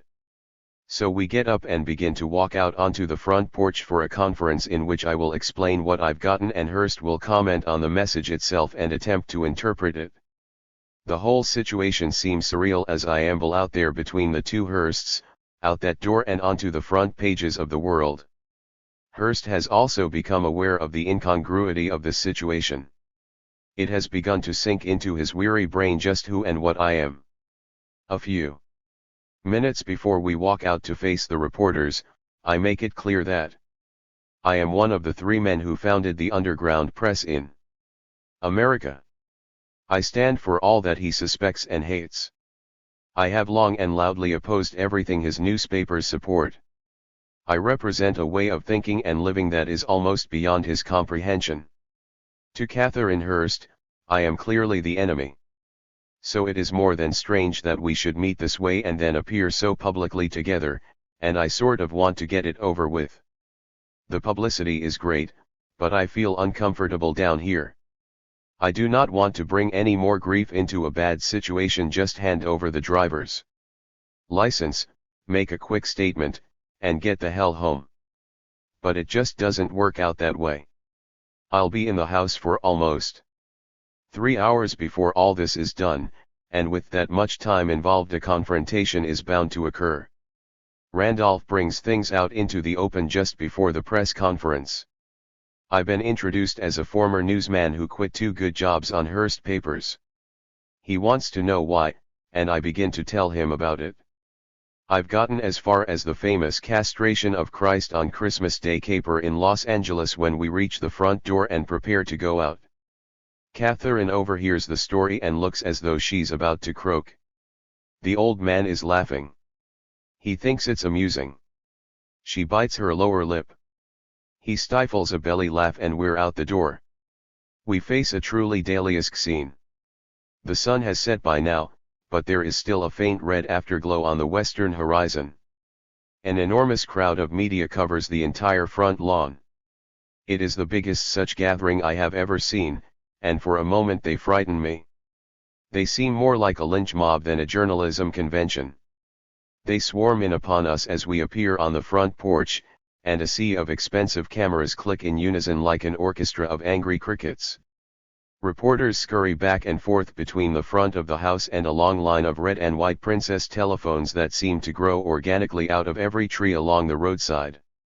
So much television lighting is focused upon us that it's soon as hot as midday. But it's not really worth worrying about. It turns out to be just one more of those dumb canned conferences where nothing meaningful is said. There are no interesting questions. Questions seem, in fact, to be discouraged. Any attempt I make to bring in something controversial is squelched. I make the suggestion, for instance, that as reporters we should all resist efforts on the part of the government to seize our working notes and force us to reveal our sources of information. We are newsmen, not unpaid informers. I am met with a giant hiss of outrage and find myself grateful that no one has brought a rope. It is quickly obvious that this gathering totally identifies with Hearst and the FBI, and unpopular ideas will not be tolerated here. I have never seen so many reverent and uncritical people posing as journalists. The press conference over, I shake Hearst's hand and start to split. The Phoenix is now running a day behind schedule and I have to get home and get a paper together. Certainly this is a problem he'll understand. But he stares at me in disbelief. I have not been dismissed. He stands just inside his front door beckoning me with an insistent index finger. Oops, sorry boss. I zip back in. Time for another stirrup or two. Sure. Catherine is not pleased to see me back and soon retreats. Her place is taken by a fat, jivious black man who gives out some nonsense about once being a radical in LA. He's obviously a bodyguard and / or an FBI man, and he keeps a very close eye on me. He occasionally interrupts the conversation when we get into areas that displease him. Nevertheless, it's good to finally talk without the emotional drain of Catherine's frosty presence. Get a drink or two into him and old Randolph comes on like one of the boys. But when Catherine's around, things are different. This family is obviously a matriarchy. Randolph Hearst seems to have basically fair instincts, and you begin to wonder whether the whole SLA story would have gone down differently if Catherine had not been involved. But then you look hard at Randolph and remember that little of the real harm in the world is done by easily identifiable villains. Most of it comes from well-intentioned and powerful men who bumble through life unable to see themselves or the havoc they spread around them. The conversation turns again to my earlier criticisms of the Hearst press. It is not the first time Randolph has heard this kind of talk. But I am surprised to find that he has never read the more important critics of mass media. He has not, for instance, even heard of A.J. Liebling's famed Wayward Press column that ran for so many years in The New Yorker. He seems to know very little about his father's notorious history. I get the impression that this is a man who has spent more time worrying about his bank balance than the editorial content of his newspapers. A lot of the criticism I lay down was first put on Randolph Hearst by his favorite daughter. It was Patricia who told him more than a year ago that his newspapers are now relics from another century and that no one of her generation even bothers to read the Examiner. She urged that Hearst papers be redesigned, that they finally seek out some of the true social issues of their time. I remind him of Patricia's opinions as gently as possible and try to explain my belief that her kidnap was definitely a product of the Examiner's stodgy, socially irresponsible attitudes. I try to explain why Berkeley radicals might feel that Hearst is the enemy, why it was his family the SLA has chosen for their outrageous attack. I do all of this politely and rapidly because he has asked me to, not because I want to upset the man or bring more trouble to an already troubled house. I want to get it done with, for I long ago gave up thinking I could instantly change the opinions of a 59-year-old millionaire who runs the country to suit himself. Yet it is a fascinating opportunity, and Hank, a Hearst hack for nearly 30 years, moves in close to catch every word. You can see his eyes widen as you put out these heresies and the excitement rises, along with the booze, to flush his gentle old face. This is the kind of talk every honest newsman the two of you have ever known would like to lay on the management. It's the kind of talk you traded in a city hall press room 10 years ago. But neither of you ever expected to say it to the boss. Yes, it is too good a chance to miss, and you start to warm to the task even though you do not expect to alter one molecule in Randolph Hearst's prefabricated brain. You then talk about the real issues today. You say that America is on the brink of a depression that will make the 30s look like a temporary shortage of butter v egg money. The international situation is strongly against us. The world has gotten sick of American military and economic aggressiveness. Vietnam has outraged mankind. The world will no longer allow us to play the cops of the planet for our own amusement and profit. The Nixon-Watergate fiasco has drained what little confidence remained in the national government. Never has the system been so distrusted. The 60s dream of peaceful integration has turned into a separatist 70s nightmare, with more ghetto burning and full-scale race war just over the horizon. The big cities have become racial and economic battlefields. Our prisons are jam-packed, and they spew thousands of dedicated revolutionaries back onto the streets. The establishment responds by hiring more cops and buying more armaments. All hell is about to break loose. Hearst answers with a long and pointless story about a recent tour he's taken of black schools in the South.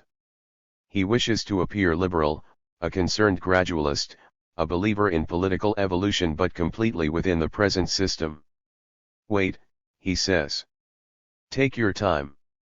Nothing can be changed in a day. He can afford to wait. A hungry family on welfare living in a rat-infested tenement cannot. An ex-con going nowhere but back to jail will not. A freaked out and jobless Nambat whose prime skill is mass murder has already had it with waiting. The time is past for this kind of gradualism, I say. The time is here for immediate and meaningful change. He says that things are not really that bad. I suggest he forget to pay his next parking ticket and then take a one-night tour of a big city jail as a prisoner. I suggest he move back into Central City if he's to earn the right to edit a San Francisco paper, that he send his children to the public schools, ride the buses and streetcars instead of a long, black limousine, try to walk the streets at night and then tell me what he thinks of law and order. He respectfully declines. I begin to get a little carried away with an outrageous idea. I begin to wonder if this whole insane SLA experience might not produce something important after all, at least for one family named Hearst. I begin to believe that maybe, just maybe, the SLA number might so shock and outrage Randolph, his board of directors, his editors and writers, that some significant and socially meaningful changes could occur at his newspapers. What makes this idea grow strong is our discussion of the dramatic and unprecedented series of meetings Hearst has undertaken with dozens of radicals and reformers who sought to serve as middlemen in the delicate negotiations with SLA, people Hearst would never have otherwise met. I suggest that he certainly must have learned a little something from his visits to Vacaville to confer with Death Row Jeff. He must have absorbed a bit from Popeye Jackson and Dennis Banks of the Indian movement and Cesar Chavez of the farm workers. Certainly all of this intense and highly dramatic conversation must have made him think. Certainly he's going to change a few things in his own life and at the papers he dominates. He nods his head in agreement, but it is more a matter of politeness than conviction. I start to leave again. He wants me to talk and drink some more.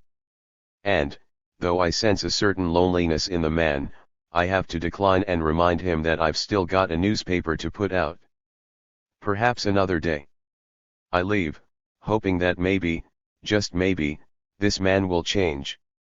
Maybe. The impossible will happen and the Hearst newspapers will join the 20th century. Perhaps I put too much emphasis on this, perhaps it's because I worked for so many years on 2 of those papers and I so badly wanted to improve them. It's strange to discover I still care. I get home and plow into my greatly enlarged load of work. I'm up all night and most of the next, and we get out an interesting issue. I never see or hear from Randolph Hearst again, and nothing ever changes at the San Francisco Examiner. 17. 7 have chosen to stay and fight. Patricia Hearst. In less than 24 hours, the SLA would make all of the bustle and confusion caused at the Phoenix by Communique No. 7 utterly pointless. Patty would take care of that all by herself. At about noon on April 3, station KSAN received the 5th and most famous of the SLA communications, the incredible Tanya tape, in which Sink would announce that the subject has been freed but has refused to go home or take part as a member of the enemy fascist state. There is no further need to discuss the release of the prisoner under this condition, since the prisoner is now a comrade and has been accepted into the ranks of the People's Army. The announcement, which amounted to one of the greatest propaganda coups in American history, left the Hearsts and their small army of media retainers absolutely flabbergasted. This was the one thing they had not imagined possible. Every conceivable excuse and apology was offered to explain away Patricia's action, everything from Chinese brainwashing to a devious James Bond sort of plot in which the girl had been forced to make the tape and was then killed.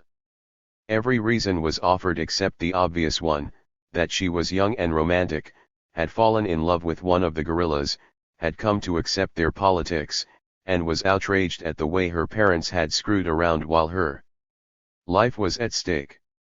The 2 things that enraged her the most were the mishandling of the food program and her mother's acceptance, a few weeks before the Tanya tape, of a reappointment by Ronald Reagan to a second 16-year term as a UC regent. Such an act was really cold. SLA had made it clear shortly after the kidnapping that Cather, said Patty in a voice that alternated between militant stridency and adolescent rage. I have changed, grown. I've become conscious and can never go back to the life we led before. What I'm saying may seem cold to you and to my old friends, but love doesn't mean the same thing to me anymore. A disbelieving weed would make one last attempt to win his lover back, an abortive trip to Mexico City to meet with Regis Debray to obtain a letter from the master revolutionary urging Patty to see her family once again and not to defame the name Tanya she had taken in honor of Che Guevara's one-time mistress. SLA ignored Debray completely. With the question of Patty's gun-toting future settled, SLA sought to use this last tape, the contents of which would definitely be printed in full, to try to gather recruits for the revolution. Angela Atwood said that Sink, now installed not only as General Field Marshal of the guerrilla forces but also as chairman of the United Symbionese War Council, had only one word for the people: come.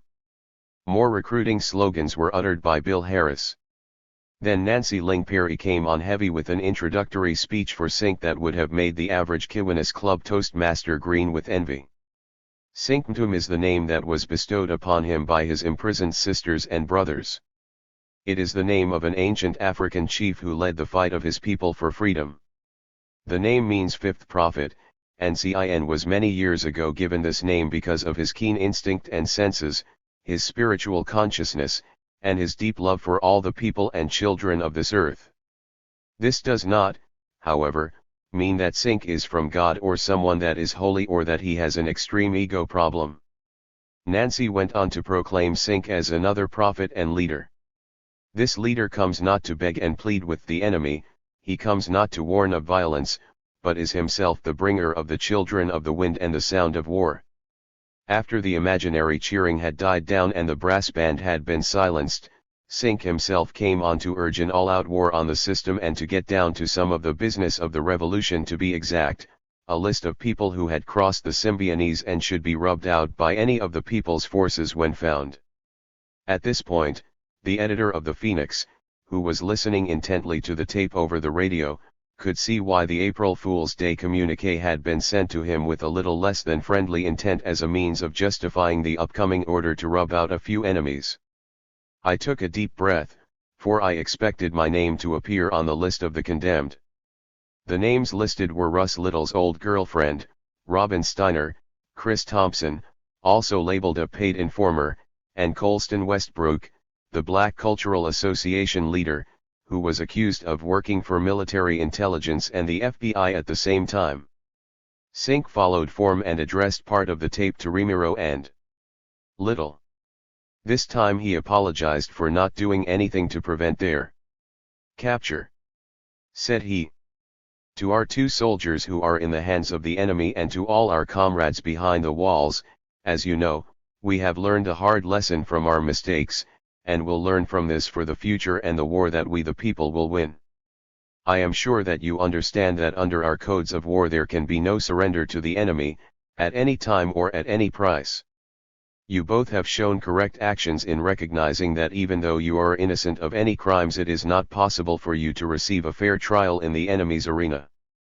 I deeply regret that you and Bo, even though we have never met. I feel that I know you. Timing brought me to you, and I'm fighting with your freedom and the freedom of all prisoners in mind. In the strenuous jogs that life takes, you are pillars of strength to me.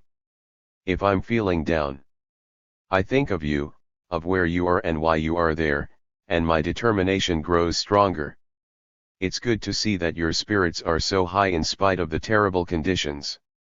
Even though you aren't here, you are with other strong comrades, and the 3 of us are learning together. I in an environment of love and you in one of hate, in the belly of the fascist beast. We have grown closer to the people and become stronger through our experiences." The tape had no sooner been broadcast over KPFA and KSAN than the front page of the Phoenix was torn up to accommodate a fascinating new picture of Patricia Hearst, this one showing her in a gorilla beret, dark pants and shirt, with long, obviously dyed black hair. She was holding what looked like a modified M16 with a sniper scope on it. Military experts would later claim that it was only a cheap and inaccurate ML carbine with a 3-cell flashlight taped on top.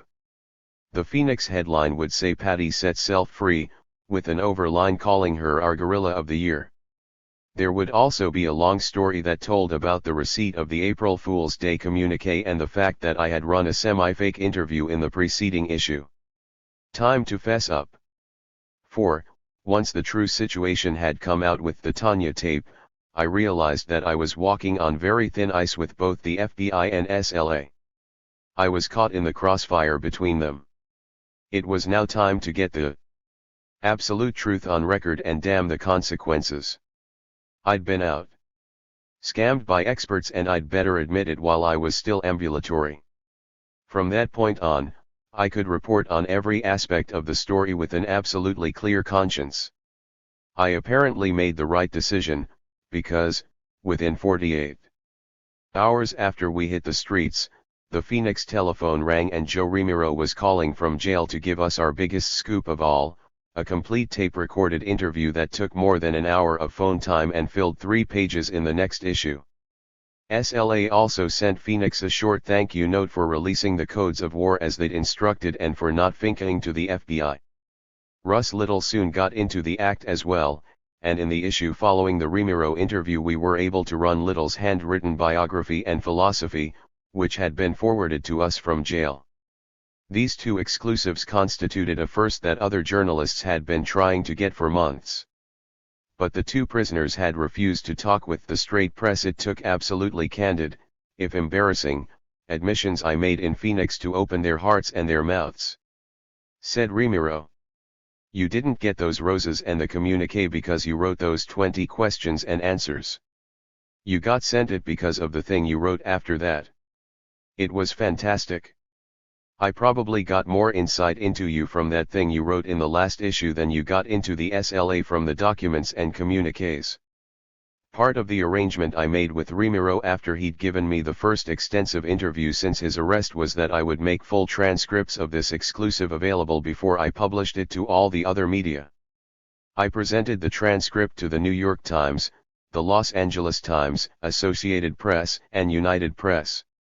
Not one word was picked up by these outlets, who had been publicly saying for months that they were desperate to get an interview with Remiro and Little. The first-person article by Russ, in answer to my extensive questions, was also given to the big papers. Again, nothing was used. I was flabbergasted, and more than a bit suspicious. There was absolutely no question about authenticity. I had Remiro's interview on tape. Little's story was in his own handwriting. Their jailers were aware the phone call had been made and the letter sent out. Later I found out that no major story on SLA was appearing in San Francisco, or being accepted by the AP or UPI bureaus, without an okay from Randolph Hearst. He apparently had turned thumbs down on what Remiro and Little had to say. The public was only going to get his side of the story from here on out. My talks with the two captured soldiers continued until June. They cleared up a lot of basic questions people had been asking about the Symbionese. The two also made it clear that they did not approve of the superstar status now being accorded to Sink. We don't want to come on as being romanticists, said Russ Little. We don't want to come off as being superstars. We don't want to come off as being mystics. We're socialist revolutionaries. We studied all this shit for years. We've been involved for a long time. They felt that the other S.L.A.ers, many of them rather unsophisticated street people, were letting Sink's leadership trip get out of hand. They regarded this as a counter-revolutionary trend. S.L.A. has had a lot of firsts, said Joe. They seized the media for instance. But he went on to say that getting on a superstar trip was definitely a mistake. S.L.A. is not the vanguard, he said. They took a vanguard role and they gave vanguard leadership. They did fantastic military political action, fantastic propaganda. But there's other groups, other organizations, other people, there's militants all over this country that are capable of the same thing. And for anyone to claim they are the vanguard is really a farce. Sink, he said, has proved his ability as a revolutionary leader. True revolutionaries and lovers of the people have no doubt that he is a military political genius. Those who attempt through mystical rationalization to build a superstar jeopardize everything. The people have learned through lessons of blood that such superstars, uncriticizable images, can lead toward counter-revolutionary opportunism. The people do not want one prophet, one revolutionary leader, they want a revolution. There are many capable revolutionary leaders, in the ghettos, the prisons, the BLA, the SLA, the people want and need them all. Both Remiro and Little were ecstatic when they got the news of Patricia's conversion to Tanya. There's absolutely no doubt that she's a member now, said Russ 2 days after the arrival of the famous tape. It's obvious from reading her statements. She's aware of all the bullshit that's coming down from her family. There's never been a political kidnapping in history where the victim joins the revolutionary forces. It's crazy, but it could only happen in America. Joe had a few words to say on the matter, too. All these people who don't understand how Patty Hearst could join the SLA just aren't thinking.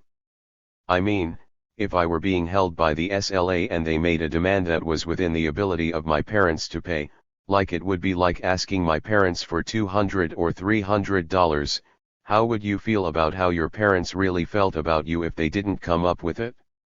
I mean, she was really scared. She said, "Please get me out of here," and they did nothing. As public disbelief reached record heights and every expert in America offered new theories to prove that Patty had not actually said what she'd said or done what she'd done, Remiro and Little asked, "Is it really true that people are still running around trying to negotiate for Patty's release? Don't they understand that Patty has been released? Do they expect the SLA to turn Tanya over to the FBI?" Sink said the action was terminated.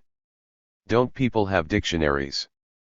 The public furor continued until April 15, 13 days after the Tanya tape, when the rich girl turned revolutionary delivered a very clear and convincing statement on the matter while participating in a bank stick-up.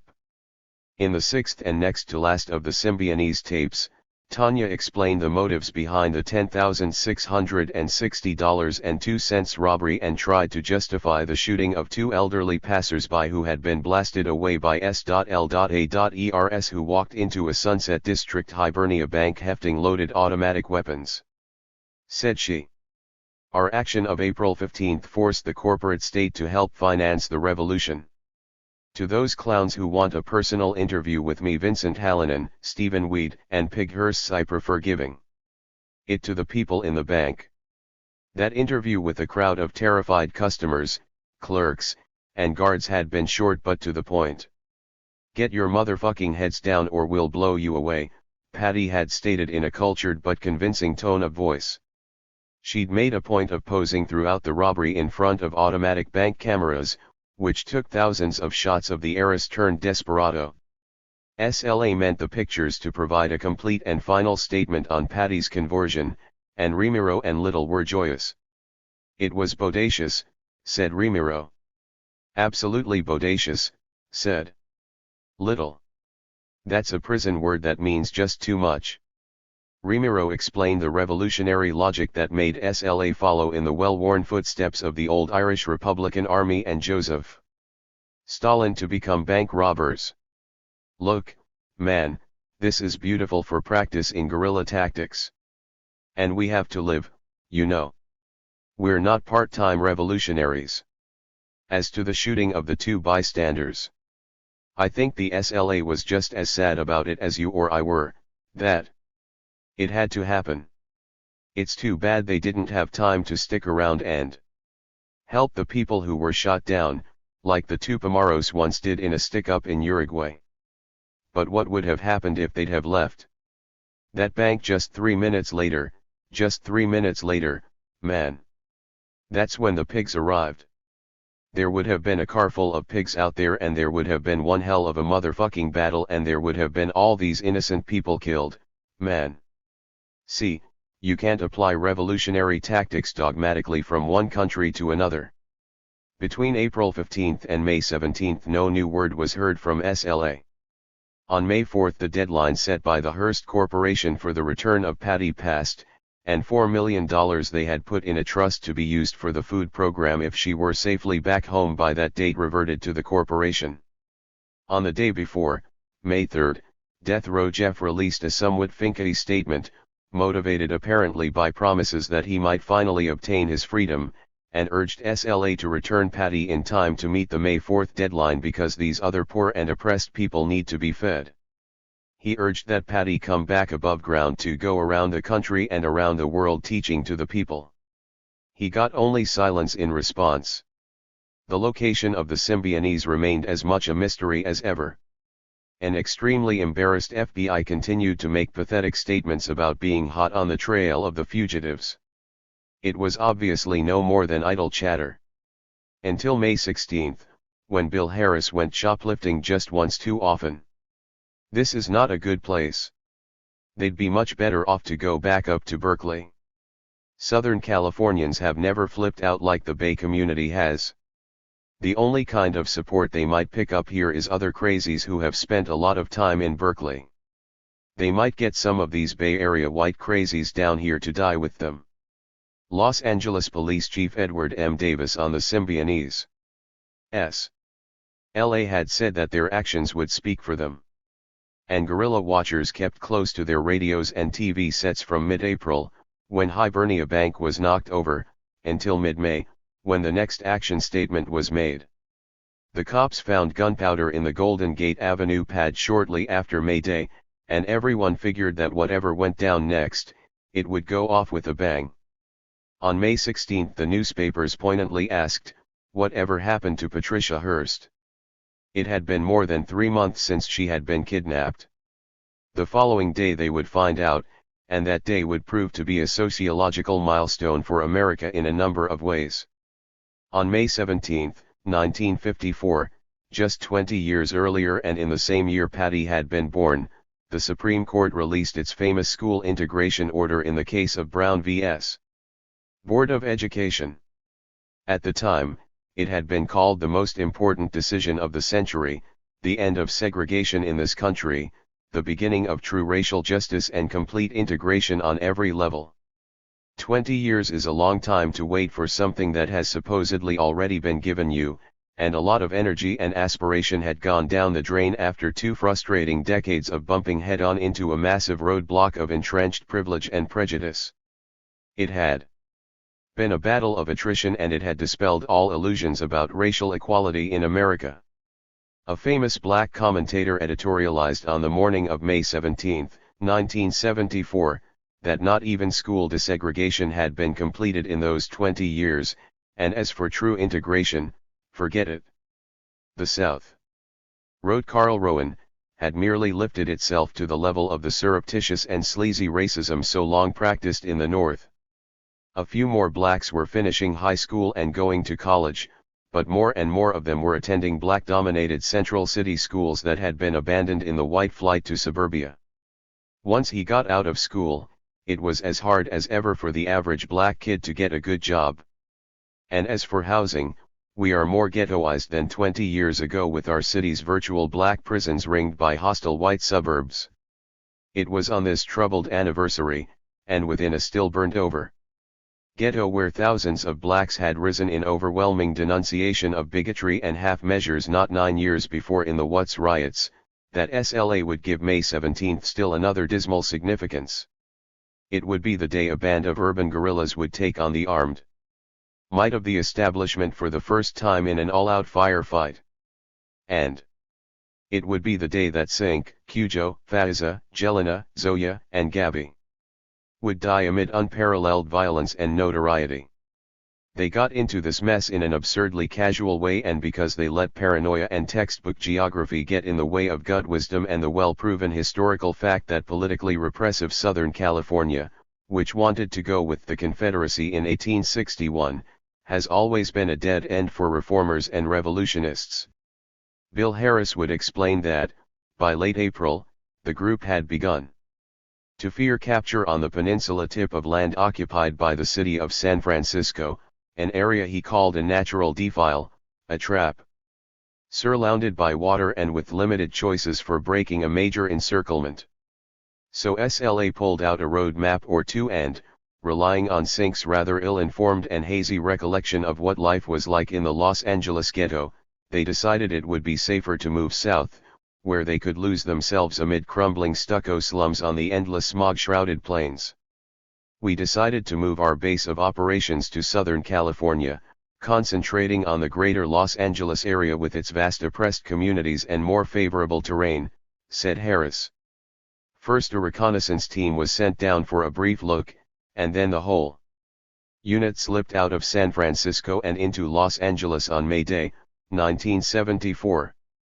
On May 9, the Group of 9, which now called itself the Malcolm X Combat Unit of the SLA, rented a rundown little white cottage at 833 West 84th Street, less than 2 miles from the center of the Watts uprising.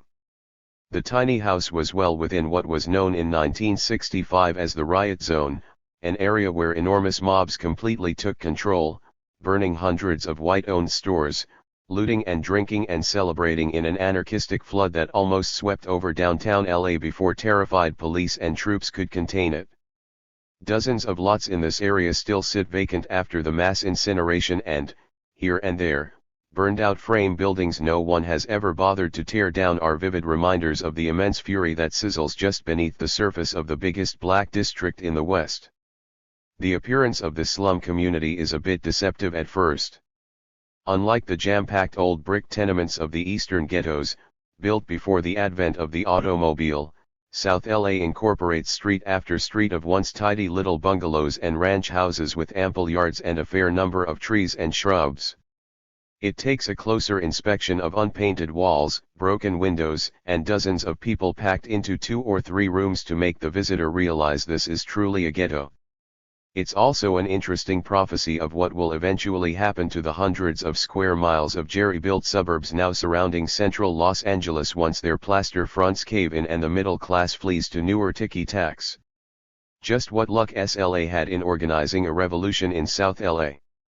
In its first 2 weeks in town is not fully known, but a little extended observation may have hipped them to the fact that the Southland's black population, more recent arrivals from Dixie than ghetto San Franciscans, were in no mood to screw around with any integrated revolution. White faces are a rarity in South LA and instant race hatred is the norm. The militants of the area had long ago told white reformers to go home and work on their own people, and, among the East's then political majority, whites with a price on their heads are fair game no matter what kind of bullshit they're putting down. By May 16 there were clear signs that SLA had decided the climate down here was definitely unhealthy and that they planned an excursion into the mountains, perhaps even a trip down to Mexico. To link up with the Revolutionary Armed Forces, a guerrilla outfit whose origins go back to Pancho Villa and Che Guevara. In any case, they had begun to purchase camping equipment, dehydrated food, and thick woolen clothing of the kind outdoorsmen favor. All the rations were proportioned to handle 9 Sink, Camilla Hall, William and Emily Harris, William Wolfe, Angela Atwood, Nancy Ling Perry, Mizmoon Solti Seek, and Patricia Hearst. Ignoring Carlos Mariela's stern warning that an urban guerrilla must never boast about his actions and broadcast them to the 4 winds, the Symbionese now began to reveal themselves to complete strangers, on the totally erroneous assumption that no black would turn them in. Perhaps it was because of their misunderstanding of the Los Angeles scene, or perhaps the game had gone on for too long with month after month of hiding, perhaps they were subconsciously tired of it all and simply wanted to get it over with. The same day that Emily Harris rented the 84th Street house, her black General Field Marshal ambled next door to see Kyle Jones, who had rented them the pad. "Hi," he said, "I'm Sink." Jones, a crusty old codger who is known around his neighborhood as the Prophet, said, "You don't look like your pictures." "How do you think I've stayed free for so long?" replied the guerrilla chief.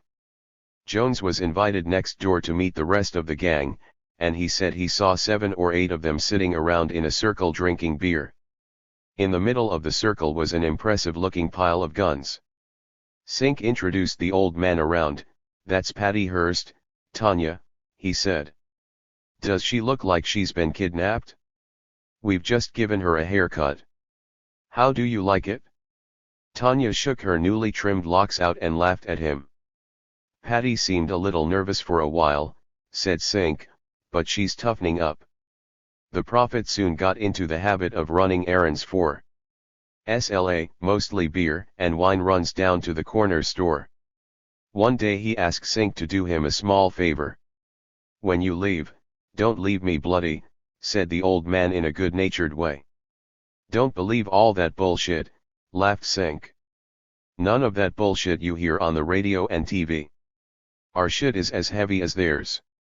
With a major expedition into the wilderness clearly in the near future, Bill and Emily Harris decided on May 16 to run down to nearby Mel's sporting goods store in Inglewood to pick up some more warm clothing. Late that afternoon, they took a red and white Volkswagen bus. One of the 3 vans they'd brought down from San Francisco and went out to pick up $31.50 worth of thick flannel shirts and socks. Patty drove them over and waited in the Volks park just across the street from Mel's as the couple went in to make their purchases. A gung-ho 20-year-old store clerk named Tony Shepard saw them come in at about 3:45 p.m. He didn't like their looks. The place has a bad shoplifting problem and decided to keep a close eye on them. He would later claim that Harris walked out of the store with a cloth cartridge bandolier that he had not paid for draped over his arm. Shepard stuck a revolver in his pocket and grabbed a pair of handcuffs. He signaled a second employee to follow him outside, and he then confronted the Harrises on the street. "Why don't you pay for that bandolier on your arm?" Shepard asked a highly antagonistic Harris, who claimed he had paid for it and made several less than friendly remarks about Shepard's ancestry. The clerk detective decided to make a pinch and approached Harris with open handcuffs ready to snap on. He managed to get one cuff on Taco's left hand before a pushing and shoving match landed both of them on the sidewalk. In the struggle, a .38 caliber revolver flew out of Harris's clothing and landed on the street.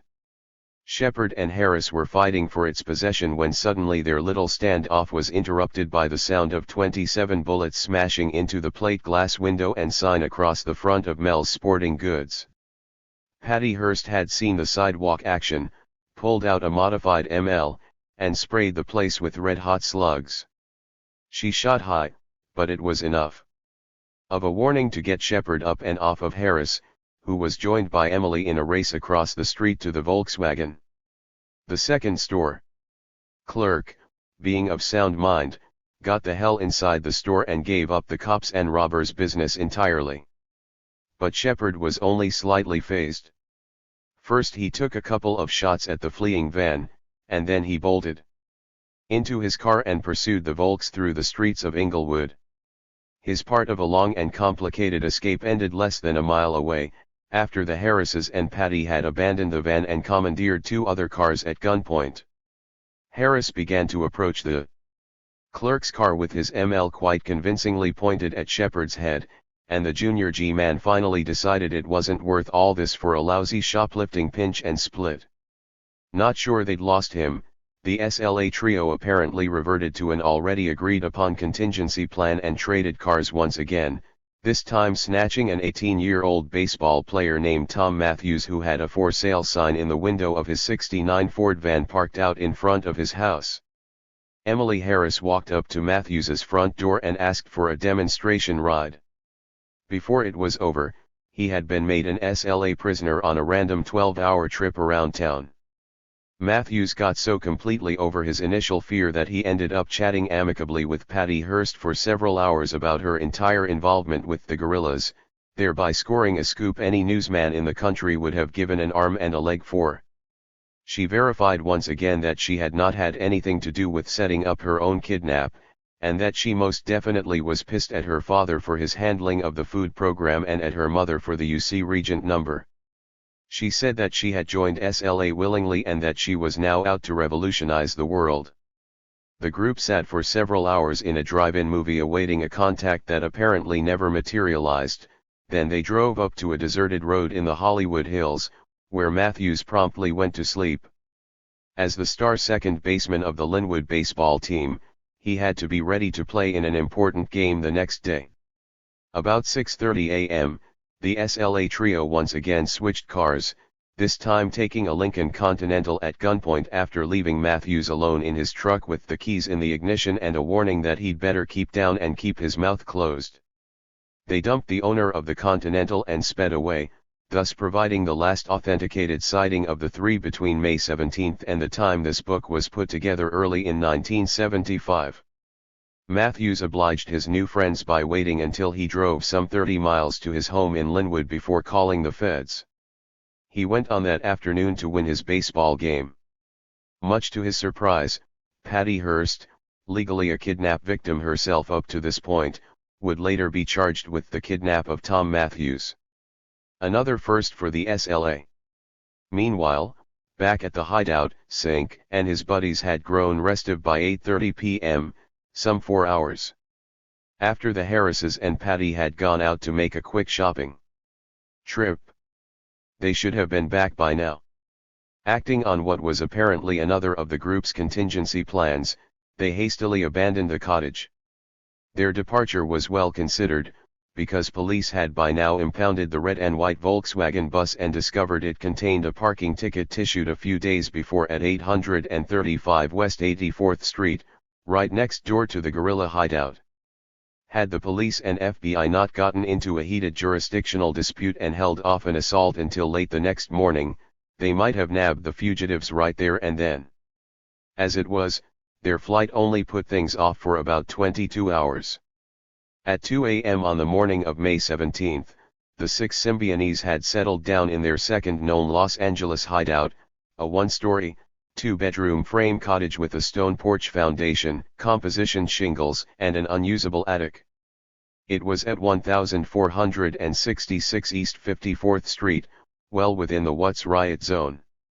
Whether or not they bought their way in with a fat $100 fee for a night's lodging or were welcomed by sympathizers who had long expected them is a point still being debated by police and press. But the move to the east side of the Harbor Freeway, which cuts the ghetto in two like a concrete river, and about 3 miles north of the center of Watts was to prove a bad choice, indeed. Horrified white reporters who rushed right home and washed their hands after a trip into the slums would refer to 1466 East 54th Street as some kind of a crash pad, because 2 young unmarried mothers were raising 2 teenagers and 5 small children in 4 rooms with the help of a steady line of uncles and friends who kept things hopping day and night. It was a good place to go for a game of dominoes and a drink or two, one of the more frequent visitors fondly recalled. "They always party over there every day," said a disinterested neighbor. "Folks going in and out all day. None of this is so unusual in the ghetto. You live hard and fast if you're poor with no past and very little future. You swing and jive and booze and smoke whatever dope you can find and drop the pills that are handed to you. Ain't nothing special."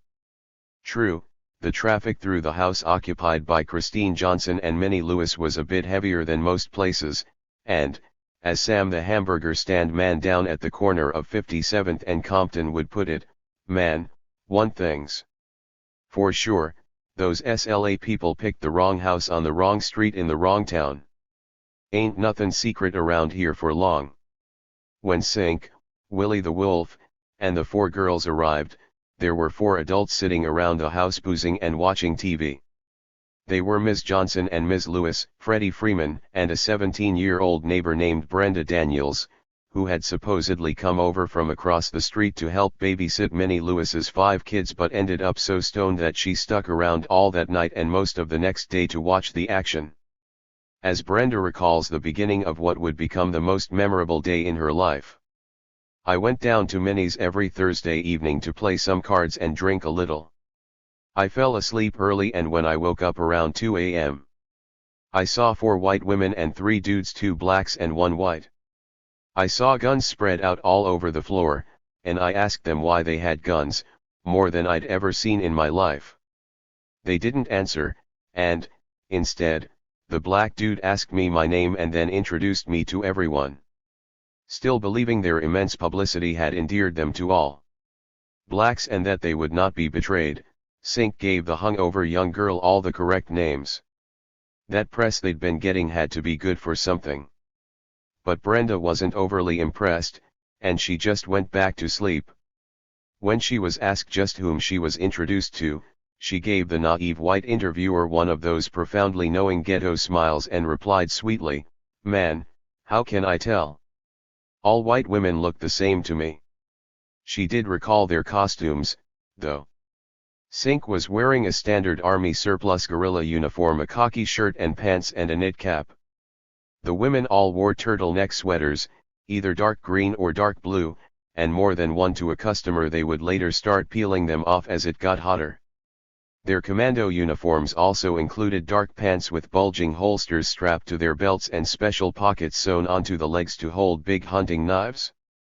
A somewhat irreverent British reporter who once covered the fighting in Northern Ireland would say that they looked like a women's auxiliary of the provisional IRA invented by Hollywood. Brenda awoke a little after dawn the next morning to watch Minnie Lewis scurry around getting her children off to school. At about 6 a.m., the black dude gave me $20 to go to the store for some beer, food, you know, lunch meat and 2 packs of Camels. He told me to be cool cause he was goin' to watch me, and he did, too, through the alley. So I came back with the stuff from Sam's.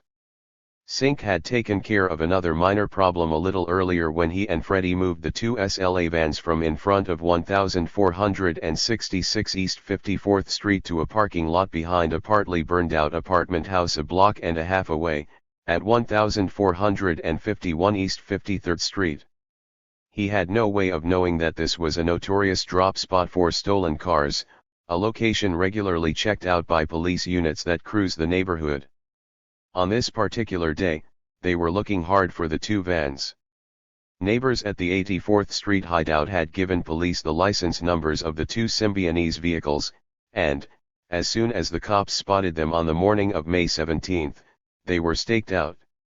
When Brenda got back with the groceries, she discovered Sink and Willie busy at work setting up their Browning .30-06 automatic rifle pointing out the front window toward the street. It was one of the only 2 accurate long-distance weapons SLA possessed. Their modified ML carbines and sawed-off shotguns would prove totally unreliable in a long-distance shootout. Freddie Freeman was due to go to work that morning, but when his boss and a friend came to pick him up, he told them all about the SLA number and said that he had a chance to make some big money doing them a favor. The unimpressed buddies shrugged their shoulders and split. Minnie Lewis got her kids off to school and then roused Christine Johnson from a zonked-out sleep. The 2 had to step over a pile of rifles, Molotov cocktails, and ammunition into the kitchen to make breakfast. Brenda joined them and got upset because Camilla Hall had gone to work making sandwiches. Brenda didn't like Camilla acting as though she were the woman of the house. Minnie and Christine were hungover and freaked. They decided they didn't like the way this whole scene was coming together and figured they better get out of it fast. They dropped a couple of handfuls of downers and drank a big bottle of wine. Both stayed passed out for the rest of the morning.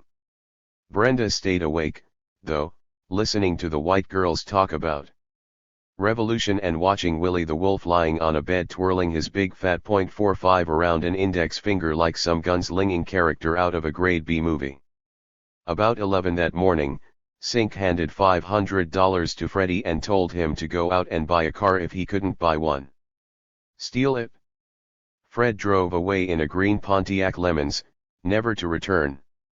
The cops grabbed him just a few blocks away, threw him in the local slam, and later revoked his parole.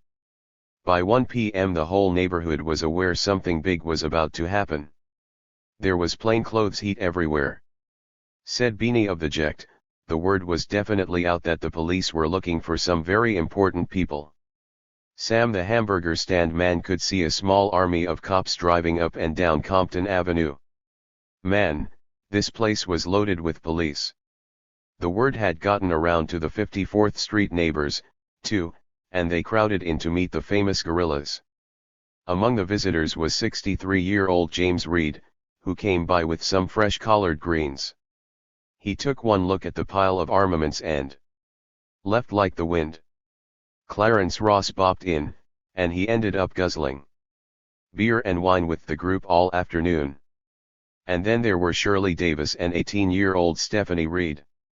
Minnie Lewis's kids would wander back in after school, but all the guns and the strange white people finally spooked them and they made a beeline over to the nearby home of their grandmother, Mary Carr. When the kids told the pragmatic Miss Carr about the strange and dangerous goings-on at her daughter's house, she quickly made up her mind that things had gotten out of hand. "I'm gonna break this shit up," said she and called the police. Her call was welcome but not crucial. FBI agents and plainclothes cops had already surrounded the block where SLA was now arming up for the showdown. All they needed was to know which house to attack. As the police presence became more and more obvious, most of the visitors split. Stephanie Reed, either braver or denser than the rest, stuck around to get into some extensive raps with Sink. "When I came in, I saw all those guns on the floor and this black dude with a beard was trying to get things together," she recalled. "He asked me if I had any shells or knives and I told him no. Things were getting interesting, and Stephanie began to ask a few questions. I asked him his name and he said something that sounded like Swahili, something like sink. Then he said, "We're out to get pigs." The regular visitors to 54th Street were now getting high on booze and pills. Although Cin and his buddies were taking little sips of wine and beer, they still appeared quite sober. I asked him why he wasn't getting high, Stephanie recalled, and he said, "We don't get high because we got something to prove today." The women started talking to me, she continued. One of the women, she was short and stocky and had short blonde hair, tried to get me to join, and the black dude said that we need some strong black brothers and sisters to help in the fight. Then I sat in the living room looking around. The black dude said to me, "Baby, you don't talk much, do you?" I said no, and he kinda laughed. He was looking out the window and then he said to the short, stocky woman, "It's getting hot around here. I think we better split." And the woman said, "It's hot everywhere." About this point, Brenda Daniels was sent out on another run to the store for more beer and cigarettes. She'd only gotten about a block when plainclothes cops grabbed her. When she didn't return, Sink knew things were critical. Stephanie watched while they started getting their guns ready. All of them were carrying pistols on their sides, and I saw what looked like a machine gun. The black man started putting it together, putting the handle on the bottom. Stephanie figured it was time to split. Another neighbor came in to watch these fantastic goings-on and talk politics with the busy Sink. She said that he explained how rich white girls like Patty Hearst could get money from their fathers to finance the revolution. He called Patty one of his children, like all of the white girls who were fighting with him. He said that all of them knew a gun battle was coming up and they would fight to the death. "I know I'm going to die," he said, "but we're going to take a lot of motherfucking pigs with us." Christine Johnson then stumbled out of the bedroom and fell on the kitchen floor. Sink put her on a couch where she again passed out. Minnie was still unconscious in the other bedroom. At about 3:30, an outraged Mary Carr burst into the house looking for her daughter. She found Minnie passed out in the darkened bedroom surrounded by a pile of gas masks, guns, and ammunition. She tried to wake Minnie up, but couldn't. Ms. Carr then went out to the kitchen and demanded that Sink and his crew get the hell out of her daughter's house. The revolutionists only grinned. One of the white girls just looked at her, smiling and patting the gun on her hip. The distraught Ms. Carr grabbed up two of her grandchildren and ran out of the house to again call the police. By 4 p.m. the area was surrounded by nearly 500 armed policemen. In an absolutely unprecedented action, the Los Angeles police now notified the press, before sealing off the area, that there was going to be a dandy gun battle there with the SLA. They obviously wanted a worldwide audience for what they had in mind. Rather than giving out the actual address where the cops already knew Sink and his comrades were holed up, a police information officer told hundreds of reporters and photographers to assemble at the parking lot a block and a half away, when the two SLA vans were still being staked out. Far enough away to miss the opening shots of the police assault, but close enough to trot right over once it had started and record the extermination of SLA as a grim object lesson for any other crazies out there who might be seriously considering fucking with law and order. The atmosphere inside the little house was reaching an unbelievable level of tension. There was no way out. They were trapped and they knew it. Minnie Lewis became conscious again and wandered off to the corner store in search of a drink. The cops nabbed her and hauled her off to the station. This left only 6 SLA members, Christine Johnson, the 8-year-old son of Minnie Lewis, and Clarence Ross inside the house. Ross was drinking and watching TV, too spaced out to comprehend the growing danger. Over on 53rd Street, where the press was assembling, members of the Los Angeles Police SWAT Division were preparing a mock attack to keep the reporters distracted. The flak-jacketed officers, with their special blue jumpsuit uniforms with the Natalie visored baseball caps and their superfine sniper rifles and automatic weapons, were laughing to themselves as they crouched down around a mostly burned-out apartment building in which only one of 4 units was occupied. They knew damn well where the SLA was, but the press had to be kept over here. One unbelievably audacious television reporter, the very fashionable Christine Lund of KABC, got the cameras properly focused on her trim little figure and sauntered right up to the apartment door. She knocked and waited. What was she about to say? "Oh, hello there. I'm Christine Lund. Are you the SLA?" The SWAT team stopped laughing long enough to haul her back away from the door and give her a good-natured tongue lashing. Nothing serious. They went through the motions of glancing into one of the apartment's few unboarded windows and then walked away. They were obviously waiting for something more important to happen. At exactly 5:52 p.m. they got the signal they'd been waiting for and raced over a block and a half to the little cottage on 54th Street, with the press in hot pursuit. What they heard was the explosion of a tear gas gun, a gas canister crashing through the front window, and then the rapid crack of semi-automatic weapons. The battle was on. Exactly how it began and whether or not SLA ever had an adequate chance to surrender before being so publicly annihilated is still being debated by those who believe the police can do no wrong and investigators who have carefully researched just what did occur between 5:44 and 7:30 p.m. that May 17. A Los Angeles Times reporter named Robert Kistler wrote in the early editions of his sheet that one canister of tear gas was fired into the house at 5:50 p.m. and massive volleys of law enforcement gunfire followed immediately. Gunfire was returned immediately from the house. The official police version claims that at 5:40 p.m. the squad leader of SWAT Team 1 deployed his 8 men in front and to the east of 1466 East 54th Street. They were armed with 2 tear gas guns, 2 12-gauge shotguns, 4 AR-180 semi-automatic weapons, 1 AR-15 semi-automatic weapon, 1.243 caliber long rifle and .38 caliber sidearms. The squad leader of Team 2 deployed his 8 men in the rear and to the southeast. Their weapons were about the same as those issued to the first team. After the 2 groups were in position, at 5:44 p.m., says the report, the leader of the squad in front of the house used a small, battery-powered bullhorn to announce, "Occupants of 1466 East 54th Street, this is the Los Angeles Police Department. Speaking. Come out with your hands up. Comply immediately and you will not be harmed." The police claim this announcement was rebroadcast loud and clear, and that a few minutes later the 8-year-old son of Minnie Lewis ran out the front door, followed by Clarence Ross.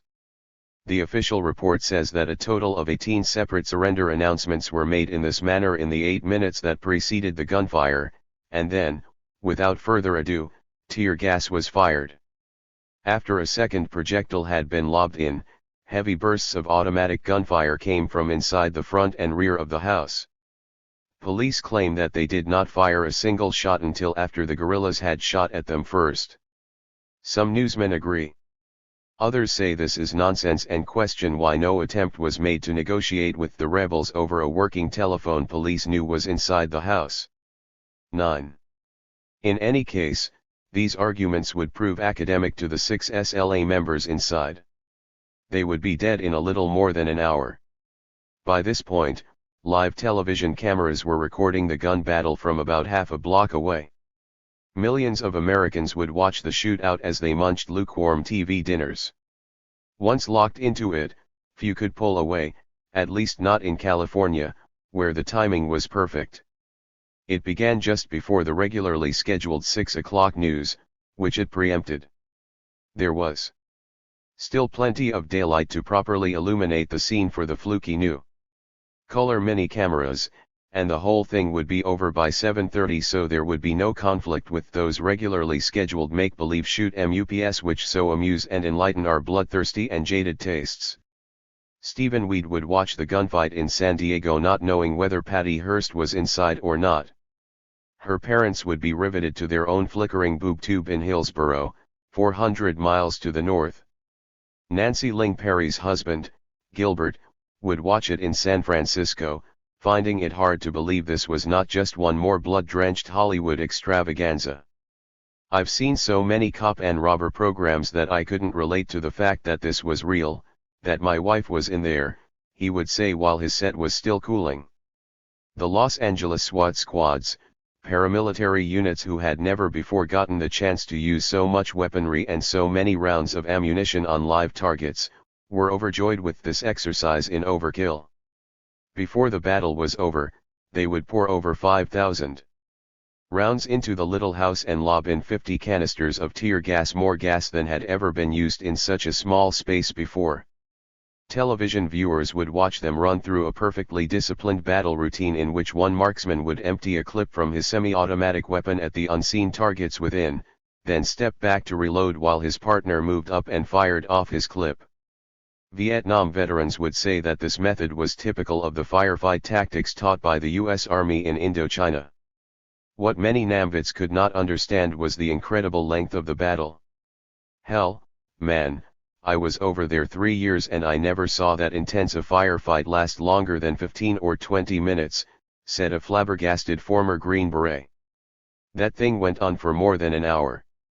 Nonsense-blabbing television commentators, who covered the shootout with a constant flow of trivial small talk as though it were a minor league baseball game, would call it the greatest gunfight in the history of the West. "We've got a small war going," admitted a busy SWAT sniper as he forced a reporter to the ground. Erratic SLA gunfire stitched a weird and uncoordinated pattern across cars and buildings all around them. Amazingly enough, not a single SLA bullet hit anyone. They would have to send out patrol cars on at least 2 occasions to bring in more police ammunition for their side of the battle. Reporters saw a car coming back once with so much ammunition packed inside there was barely space for the driver. SWAT would later charge the city of Los Angeles $1,450 for 12 gun barrels they claimed had been worn out in one evening's work. They would claim that all of this firing had been handled by only 3 of their 8-man SWAT teams, with a brief assist from 5 FBI agents. The rest of the 500 cops called into the area on this amazing tactical alert were just there to keep the crowds away.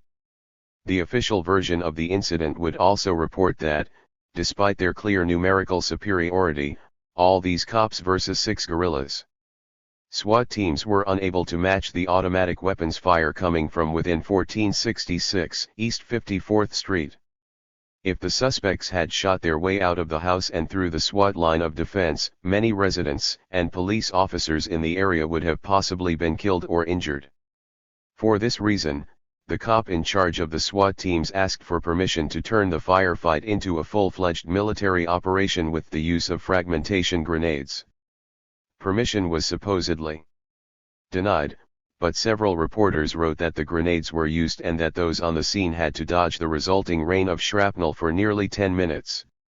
At 6:40 p.m., after nearly an hour of pitched battle, SWAT threw 2 more tear gas bombs, Federal 5.55 riot canisters, into the house. Such projectiles give off terrific heat. At 6:41, the squad leader of Team 2 noted black smoke coming out of the window at the rear. The Team 1 squad leader also saw the smoke, and he broadcast over his bullhorn, "Come on out. The house is on fire. You will not be harmed." His announcement was met by the appearance of a dazed and staggering black woman at the front door. The police held fire long enough for Christine Johnson, wounded by both a rifle bullet and buckshot, to get to safety. She was thrown onto the ground and promptly arrested and then charged with harboring fugitives. Later the charge was dropped. She would be the last person to see Sink and his doomed guerrilla band alive. As she recalled her terrified departure from the now burning house. "I crawled out through the living room," she said. "I passed right by Sink and he was shooting at the police. Someone shouted, 'Don't open that door. Don't open that door.' But I was so frightened I don't know who was saying it. I still heard shots. I just went on. Then the police grabbed me. They were dragging me." She got one last glimpse of Camilla Hall before she ran out the front door. She had 2 bottles in her hands, said Christine, and it seems like something white was around the bottles. She was walking around with the bottles, following me. She looked like a zombie or something to me. She was halfway smiling. The police took advantage of the momentary halt in firing to bring up 4 more automatic weapons, 2 M16.223 rifles and 2 9mm MP40 Schmeissers. At 6:47, the police say, they again broadcast an ultimatum over their bullhorn, "Come out, you will not be harmed. The house is on fire. It's all over. Throw your guns out the windows. You will not be harmed." The only reply, they say, was automatic weapons fire from within the house, which was now fiercely blazing. By 6:50, the building was totally engulfed in flames and the SWAT cops were getting automatic weapons fire from air vents in the foundation of the house. Some of the S.L.A.ers had crawled through a hole chopped in the floor and were lying flat on their bellies in a 20-inch high space between the floor and the ground. The concrete foundation provided a natural bunker that protected them from the withering police fire, but overhead the cottage was burning itself to the ground. Suddenly 2 SLA members came out of the back of the house. Investigators working for their parents would claim they walked out intending to surrender and that they were unarmed but were met with a merciless police crossfire the moment they showed their faces. The police claimed that Nancy Ling Perry came out firing a revolver and that Camilla Hall was providing cover fire from an automatic pistol. Whatever the truth of the matter, police bullets immediately killed them both. The myopic Camilla died from a shot right through the center of her forehead. Nancy suffered 2 gunshot wounds, one severed her spine and the other cut through her right lung. A third SLA woman, Ms. Moonsolti Seek, would die from a combination of bullet wounds, smoke inhalation, and burns. Angela Atwood, whose body was found just inside a crawl hole opening in the back, was killed by the fire, as was Willie Wolf. Sink, who was starting to burn alive, apparently put an end to his misery with a self-inflicted pistol shot through the right temple. The bodies of Willie, Ms. Moon, and Sink were found side by side under the right rear portion of the house. The body of Camilla, curled up next to the skeleton of her favorite Siamese cat, had apparently been pulled in under the left rear part of the building by Comrade Angela. Nancy was still outside the house, just beyond the right rear side of the foundation. The heat of the fire was so intense that bullets in the bandoliers of the women guerrillas continued to explode long after they were dead. Their bodies jumped and writhed from the posthumous explosions. By 7 p.m., almost nothing was left of the building. At 7:01, firefighting units that had been standing by since 5:30 were finally allowed to spray in water from a safe distance. The completely leveled ruins of the house continued to smolder until 7:30. Identification of the blackened corpses would not be completed for another 48 hours. The last body removed was that of Camilla Hall. Police officials would claim they had broken the back of the SLA in the 54th Street Auto da Fe. The cops would even go on to say they had wiped out the group entirely, and newscasters would report this assertion to the world. But not everyone would agree, including those who could still count on their fingers. Intelligence reports showed that there had been at least 12 or 13 active members loose just before the firefight. 6 were dead. That left 6 or 7 comrades still at large, including Patty Hearst and the Harrises. And what about the 15 or 20 support members who had been working with SLA over the past 6 months? Many of them could now be counted on to seek revenge for their dead comrades, if not under the banner of the Seven-Headed Cobra, then as elements of other urban guerrilla organizations. And what about the thousands of pissed-off Americans who already had grievances against the system and who had come to admire SLA while it was the leading edge of revolution? They had learned some extremely dangerous lessons they would not soon forget.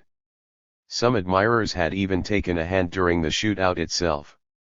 Black mobs had twice attacked cops on the periphery of the firefight, forcing the beleaguered police to call for massive reinforcements. The 6 dead Symbionese had not started a full-scale revolution as they had planned, but they had left behind the impression they sought so desperately to create that white revolutionaries could now be counted on to go down fighting rather than to surrender. A What Street kid summed it up nicely a few days later. "They died like revolutionaries are supposed to," he said admiringly. "If you're a revolutionary, you don't surrender." They held off more than 500 pigs. It would prove easier to praise their courage than their marksmanship. Not one cop or any member of an uncontrolled crowd of several hundred newsmen and bystanders who were well within gunshot range of the cottage reported even a minor bullet wound. This was hard to understand, downright embarrassing, in fact. Especially after police had proclaimed the group had superior weaponry and so much of it that the SWAT teams could not, at first, match the automatic weapons fire the guerrillas poured out at them. Why were the Symbionese such bad shots? The question remained unanswered until July 19, when the official Los Angeles police report was issued and some very interesting facts came to light. First of all, the claim that police were completely justified in pouring over 5,000 rounds into the cottage and then burning it down because SLA was so lethal and desperate they might shoot their way out was proven an adroit bit of propaganda. The cops had claimed SLA fired 3,771 rounds. But their own report showed that police had included many hundreds, possibly thousands, of bullets that had gone off in the fire. They also did a bit of double counting to include in their grand total not only all the shell casings found inside but 702 slugs that had been fired out of these same shell casings. Only 668 casings could be found that bore firing pin marks, proving they had actually been exploded in a gun rather than set off by the fire. Out of the shells that had definitely been ejected from guns, just 63 came from the only two accurate rifles SLA possessed, their .30-06 Browning automatic and their Remington .244 semi-automatic. 14 shells had been used in handguns, weapons that are almost useless at a distance. The remaining 494 rifle shells with firing pin marks had all been expended in the group's 4mm carbines.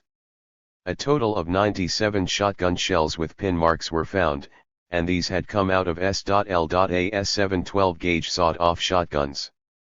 Sawing off the barrel of a shotgun makes it effective for scattershots at close range. But a weapon altered in this way is very inaccurate for hitting targets more than a few feet away. The short-barreled, semi-automatic ML carbine, a surplus military weapon, is notoriously inaccurate even when it has not been altered. But its conversion into an automatic weapon makes it one of the least accurate rifles imaginable. In their uninformed efforts to come on like real baddies with gangster-type sawed-off shotguns and pitiful little ML carbine machine guns, the Symbionese had done themselves in. Rapid fire is not necessarily accurate fire, as the May 17 fiasco proved. If they just wanted to make a lot of noise, a crate of Chinese firecrackers would have been more effective.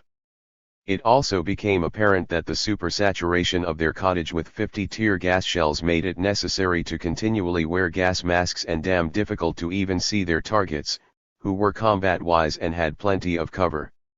They also had to keep their heads down because of the driving storm of lead whizzing in through broken windows and thin walls. After the six retreated under the floor, they had to shoot from the tiny ventilation holes they found in the concrete foundation, a clumsy job at best. The angle was wrong for accurate sighting, and it was hard even to see the target. Remiro should have taught them better. The mass media would say little about these military aspects of May 17, but they would expend millions of printed and broadcast words on analysis and personal histories of the 6 dead comrades. The most authoritative obituary would not appear until June 7, some 3 weeks after the 54th Street fiasco. The Harrises and Patty Hearst would deliver their eulogy by means of the 7th SLA tape recording. It was left at Los Angeles radical radio station KPFK, and it would be the last message the public would hear between June and the time this book was assembled many months later. Each of the three took a turn at speaking, and it added up to an extraordinary combination of guilt, remorse, and threatening militancy. Harris would go to great lengths to deny that he had actually been guilty of the shoplift that had led to the deaths of 6 friends. He would furiously attack the official story that Sink had committed suicide. Our 6 comrades were not on a suicide mission, said Takeo, who made it clear he was in charge of what remained of SLA. They were attempting to break a battalion-sized encirclement. He claimed the police deliberately burned down the house rather than give the 6 a chance to surrender. He said of Sink, "We all know revolutionaries do not kill themselves. Revolutionaries kill the enemy." He promised SLA would continue to fight despite the May 17 tragedy. Emily Harris said the battle was not an end, but a beginning. "Whether we live or die, the day is close at hand when the people will join together in an army because of the wish to survive on their own terms, and the people will change the course of history through their courage and determination." Patty Hearst said that their Malcolm X group was a leadership training cell and not all of SLA. She would give individual tributes to each of those who had died and would, for the first time, reveal that it was her love for Willie the Wolf that had been the key factor in her conversion. "The pigs think they can deal with a handful of revolutionaries," she said in a voice that alternated between careful intellectual analysis and screaming revolutionary rage.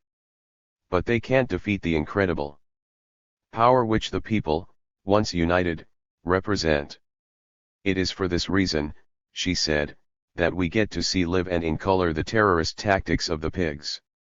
The pigs are saying, 'You're next. I died in that fire on 54th Street, but out of the ashes I was reborn. I know now what I have to do.' Our comrades did not die in vain.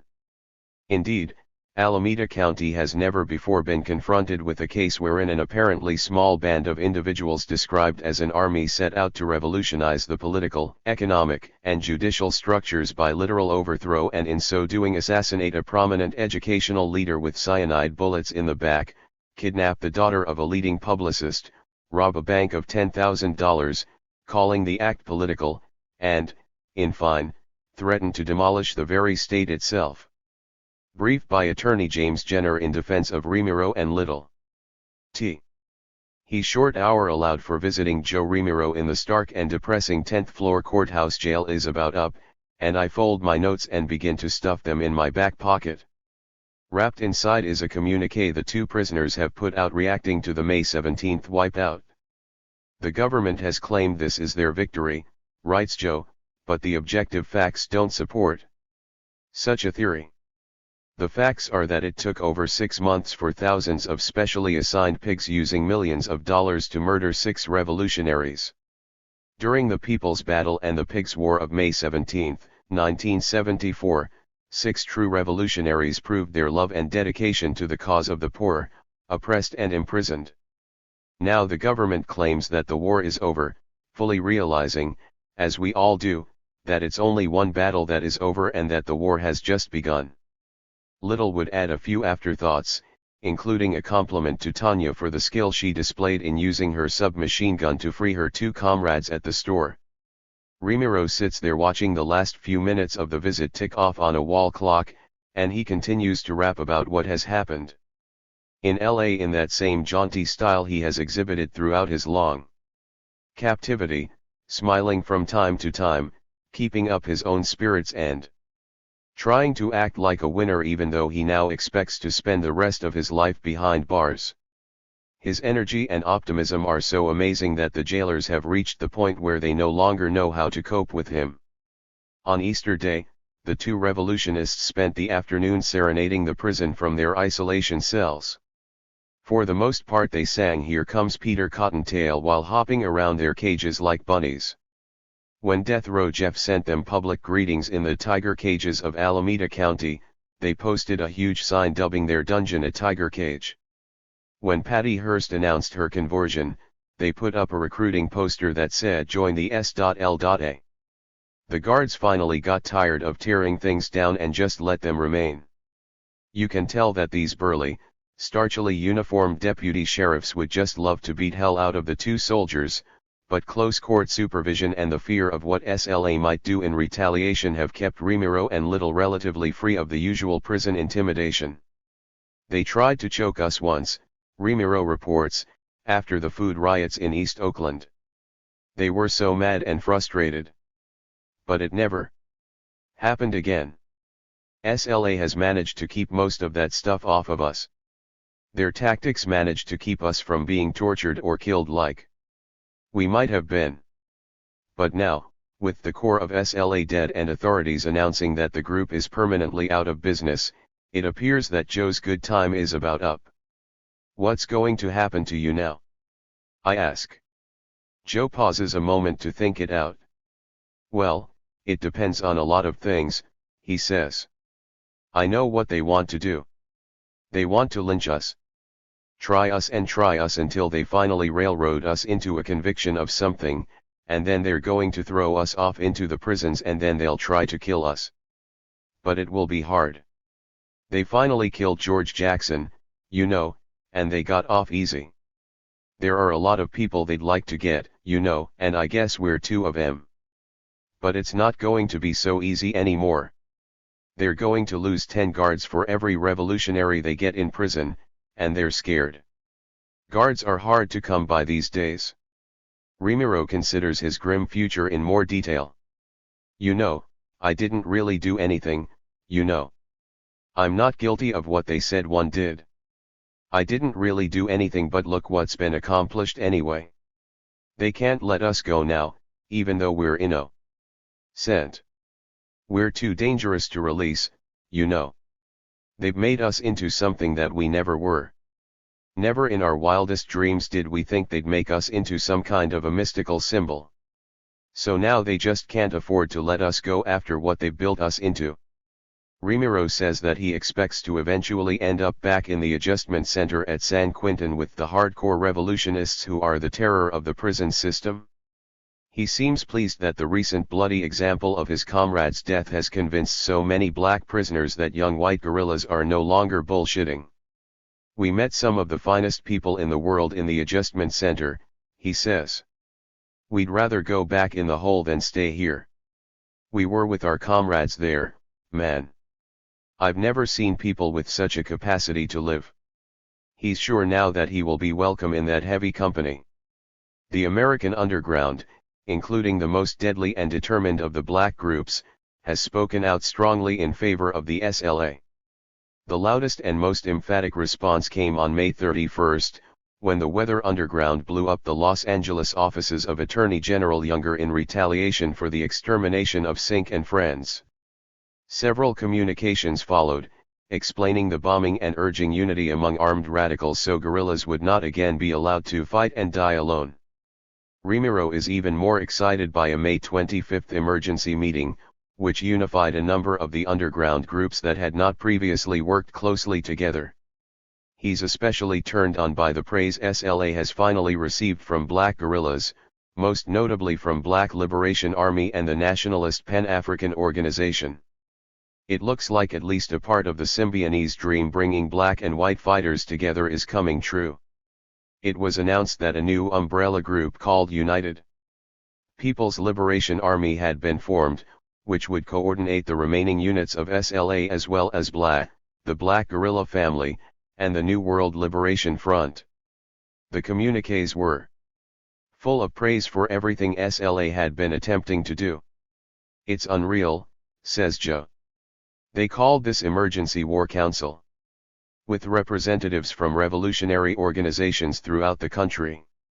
What they did was, they gave all the people who were in the house in LA the Shaolin Dragon Award, which is something that was started by George Jackson when Jonathan Jackson was killed, and they gave it to Patty, too, and, like, it was probably the first time, I'm almost positive, it's the first time that any white people had ever received it. Remiro stops for a moment. He's really carried away by this late-blooming acceptance, but there's an ironic side light. For the first time since he began discussing the death of his comrades, there are tears in his eyes and an emotional huskiness in his voice. And then there was this one black woman from the BLA, says Joe. And she says they were contacted by the SLA at one time and that she shunned them because of the color of their skins. And she says right out, you know, that they didn't know if SLA would stay and fight. They didn't know if the whites would turn them in. They didn't know how they would react under fire and all of this. And then she starts crying. And she says she's sorry and that it will never happen again. A young guard who has been assigned to keep an especially close eye on Ramiro sees that the hour is up and loudly unlocks the door to the visiting room. Joe seems glad for the interruption. He's as close to completely breaking down as I have ever seen him. He starts to get up to leave, and then he remembers something we'd been talking about earlier. Look, when you write about me, man, don't make out that I'm some kind of superstar. It just ain't true. I'm no Malcolm X. I'm no George Jackson. I'm not big enough for all that. I don't have enough love in me. The guard takes him back to his cell. A few days later, I take a dimly lit courthouse elevator up to the 7th floor, where hearings on the question of moving the Ramiro Little trial out of Alameda County and to another part of the state are about to begin before balding old Judge William McGinnis. Security is fantastically heavy. Everyone entering the courtroom is searched and photographed and questioned. But all of this paranoid bustle is completed outside the double swinging doors. Deep within the decorous judicial chamber itself it is quiet, proper, high-ceilinged, dark-paneled, an unlikely place for two cultures to collide. There is a small and drooping California flag beside the bench, a huge and brilliant American banner tacked up on the wall behind the judge's chair, half a dozen lawyers thumbing through the usual stack of interminable briefs. A lovely Eurasian court clerk wears the shortest miniskirt I've seen in years. The audience is comparatively small, mostly a gaggle of Berkeley radicals who cluster together for mutual support. I take a seat near the window and settle down for a long and dreary afternoon. I've covered 1,000 trials and seldom been to one I'd willingly repeat. The defendants have not yet been brought down to the courtroom holding cell, and there is lots of time to sit and think. I have not yet forgotten the awful vision of that burning ghetto cottage and the barbaric way 6 people died inside. I'm thinking about Ramiro's belief that their death will bring a new and bigger revolution. I've been saying for most of my adult life that a revolution in America is too far away for serious consideration, at least within my lifetime. My own belief in nonviolence has made me search for other ways to change things. Yet what has gone down around me these past few months has made me think again. The Los Angeles barbecue has deeply disturbed me, and out there in television land there must be thousands who feel as I do. It's not that they seek any kind of specific retribution for those grisly deaths, not that many people really identified with SLA. It's the volatile condition of the country in which all of this occurred that has us worried. True revolutions are seldom consciously started by a handful of plotters. They explode like a giant tank of high-octane gasoline that's sprung a leak.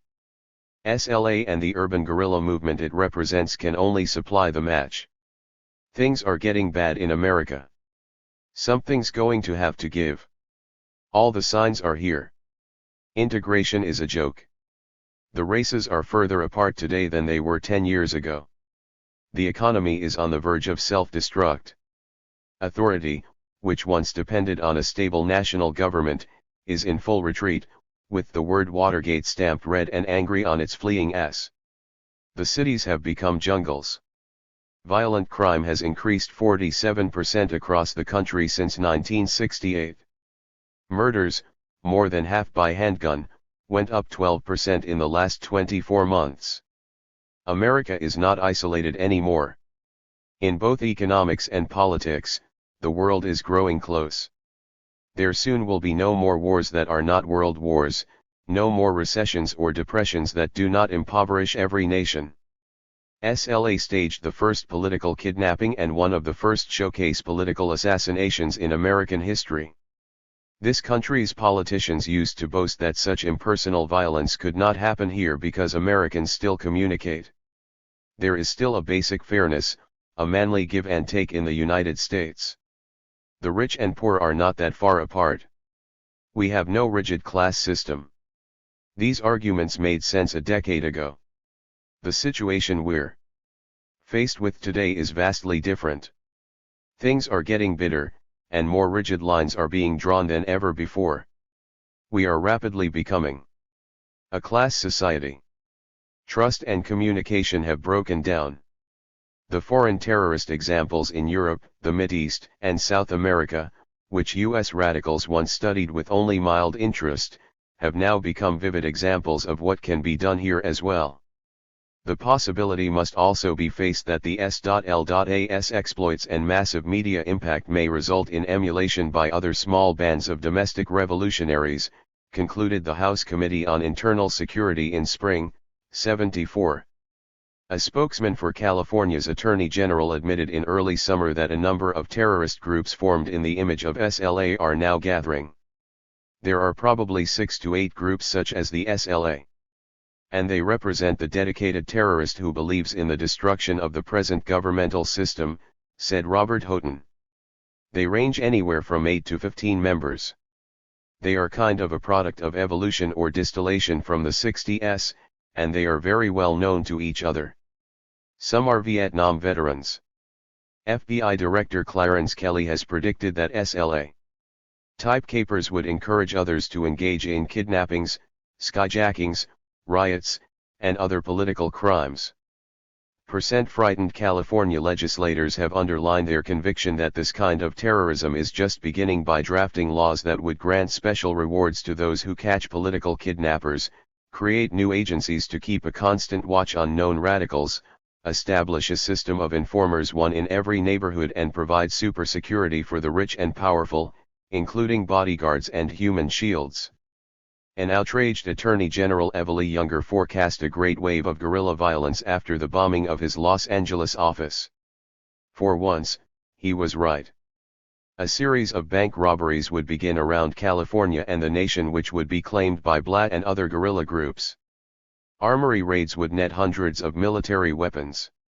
A burglary staged in the first week of June, just a few miles from the SLA shootout site, would provide enough guns to supply a combat infantry company and would force the army to reveal that it had been hit by a series of similar armory heists dating back to 1968. Hundreds of MLS, M16s, and machine guns were taken. The thieves were not exclusively leftists, the extreme right was suspected, too. Groups like the New World Liberation Front and the Weather Underground would step up their bombings, focusing on large corporations like ITT and Anaconda, which helped to overthrow the Allende government in Chile. American guerrillas would pay more and more attention to the increasingly international nature of big business and would identify with terrorist revolutionaries in Argentina, Mozambique, Santo Domingo, Brazil, Mexico, Uruguay, the Middle East, and Ireland. In early 74 the newspapers would be full of reports on the activities of these foreign people's armies. The SLA caper would also dramatically underline the degree to which Americans are now becoming polarized for or against the establishment, with little room in this totally black and white standoff for more carefully considered positions in between.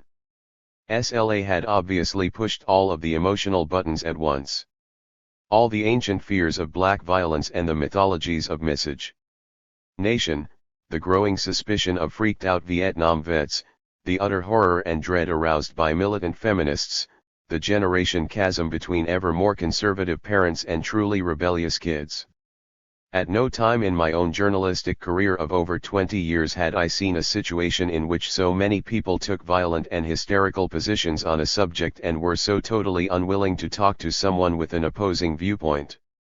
The word polarization even crept into the official report of the LA cops on the shootout, said Police Commission President Samuel Williams. The 6 deceased seemed to have been individuals who were, for the most part, well capable of making positive contributions.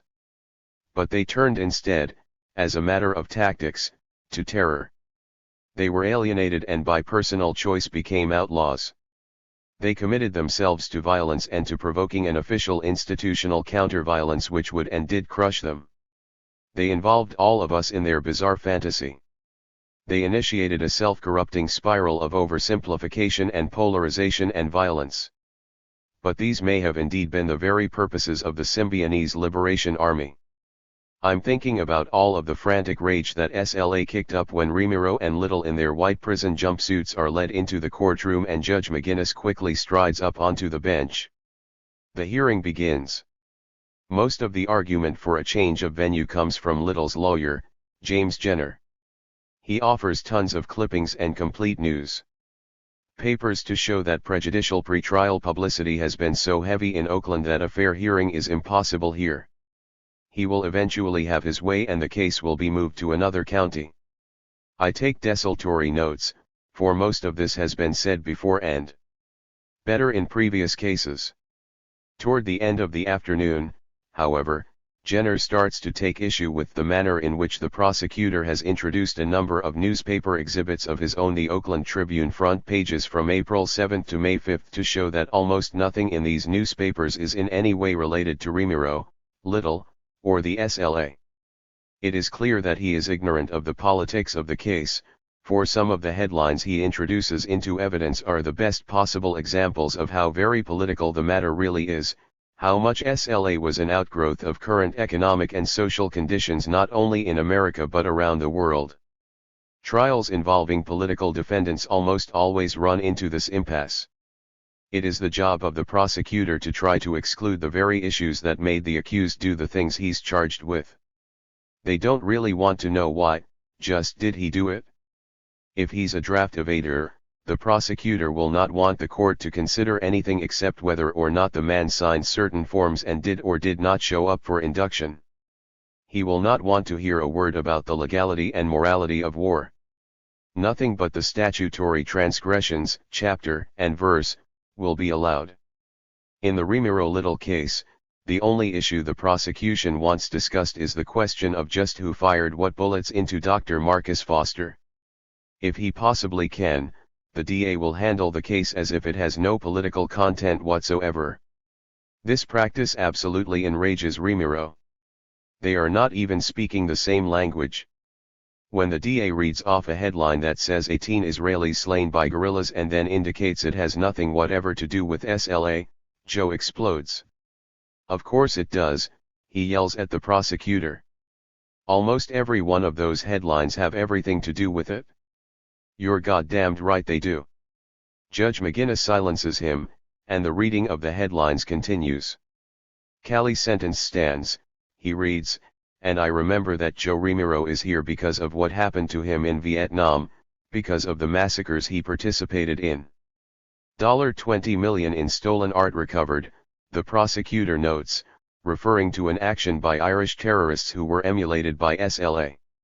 Censoring by prisons is limited. And I remember Joe's deep involvement in the prison movement. Subpoena of Nixon tapes. And I recall Joe's bitterness when Nixon ignored those years of peace marching. Junta frees imprisoned in Portugal. The fate of black rebels in Angola and Mozambique was a continuing concern of SLA. V.A. Head Johnson plans to resign. Remiro's disillusionment as a veteran turned him toward revolt. Corporate crimes attacked by Nader. Every Symbionese document overflowed with references to corporate criminals. Shah hits oil prices. The international oil cartels were prime SLA enemies. I hate Americans. Melina Mercury. Because of U.S. support for the Greek junta, another SLA cause. Bomb explodes at Teamsters office. Planted by supporters of the rival Farm Workers Union, for which Joe worked long and hard. Prices soar, inflation hits 25-year high. The soaring price of food helped spark the SLA food ransom plan. 14 firebombs rip stores in London. The Irish terrorists again. U.S. aid held in Argentina by the People's Revolutionary Army, a model SLA drew freely upon. UN warns of world's problems. Most especially famine, inflation, and an end to the good life, and they claim this has nothing to do with socialist revolutionaries. As dozens of these headlines are being read into the record, I begin to stare out the 7th floor window at the wide expanse of Berkeley and Oakland below. It is a clear day, and I can see the Berkeley Hills and part of the community where Remiro first learned the ABCs of militancy.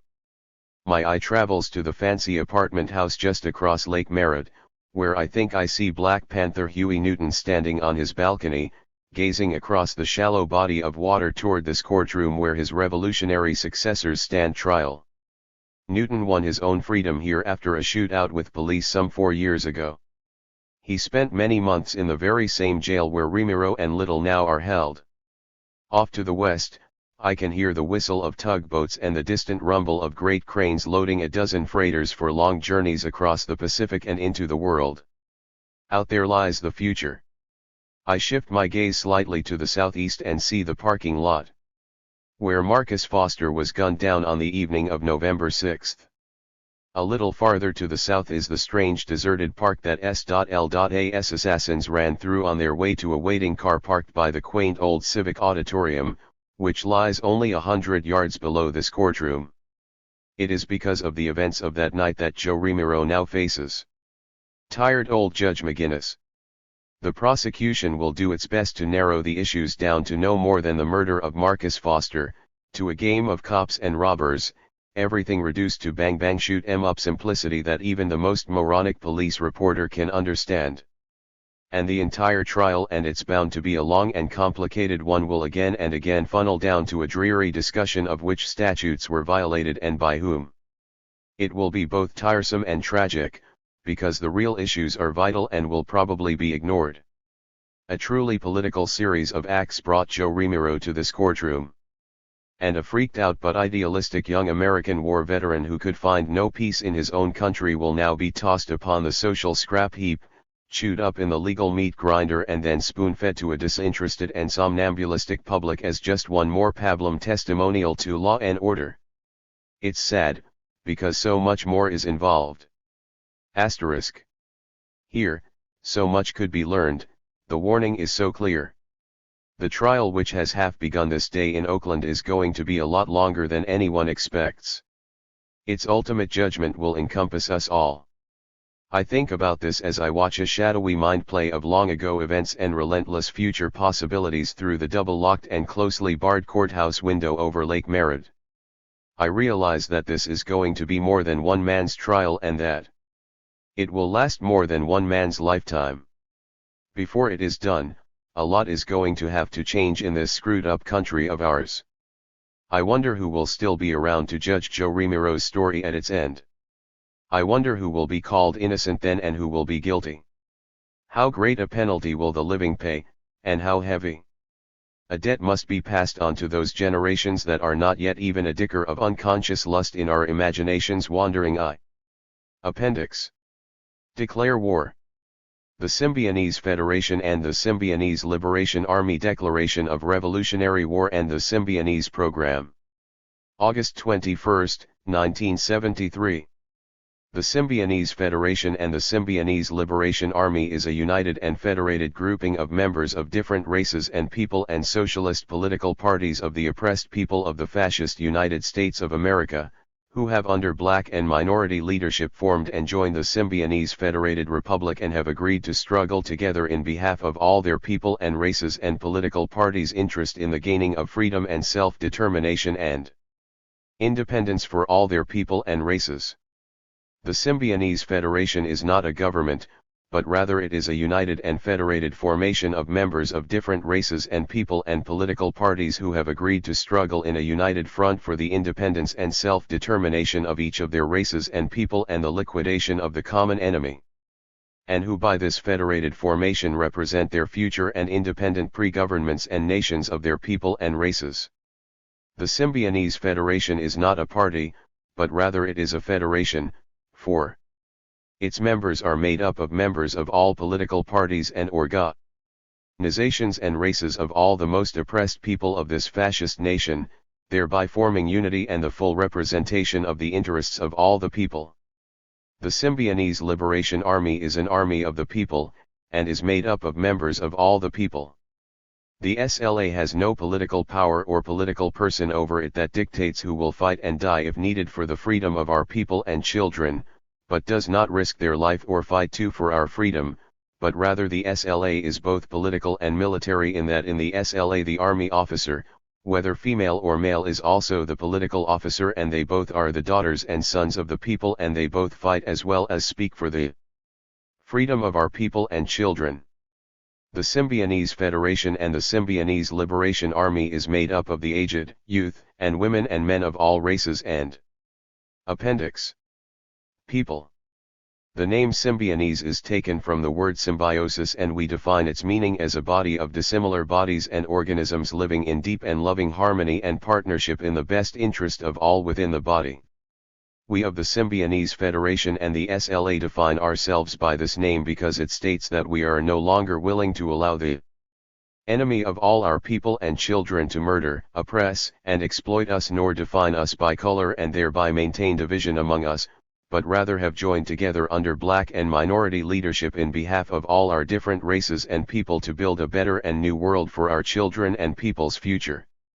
We are a united front and federated coalition of members from the Asian, Black, Brown, Indian, White, Women, Gray and Gay liberation movements, who have all come to see and understand that only if we unite and build our new world and future, will there really be a future for our children and people.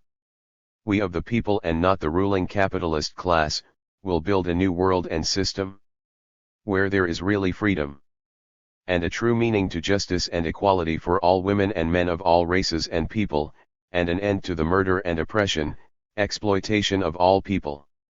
We of the Symbionese Federation and the SLA are the children of all oppressed people, who have decided to redefine ourselves as a Symbionese race and people.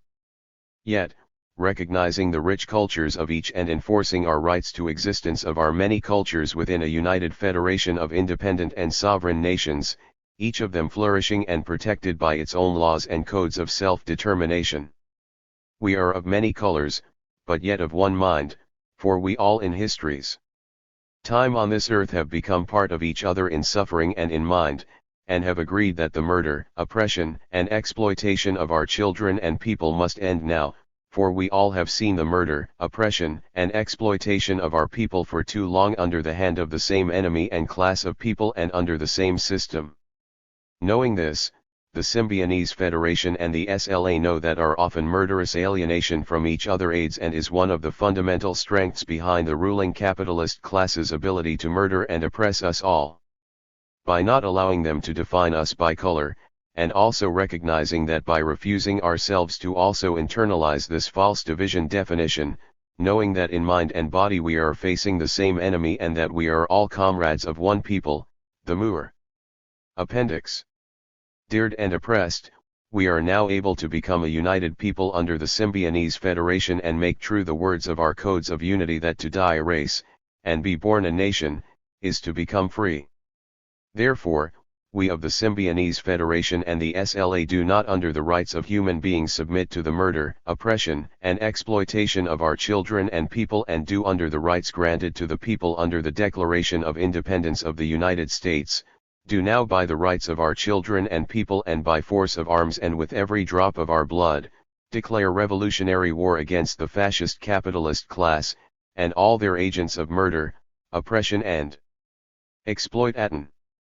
We support by force of arms the just struggles of all oppressed people for self-determination and independence within the United States and the world.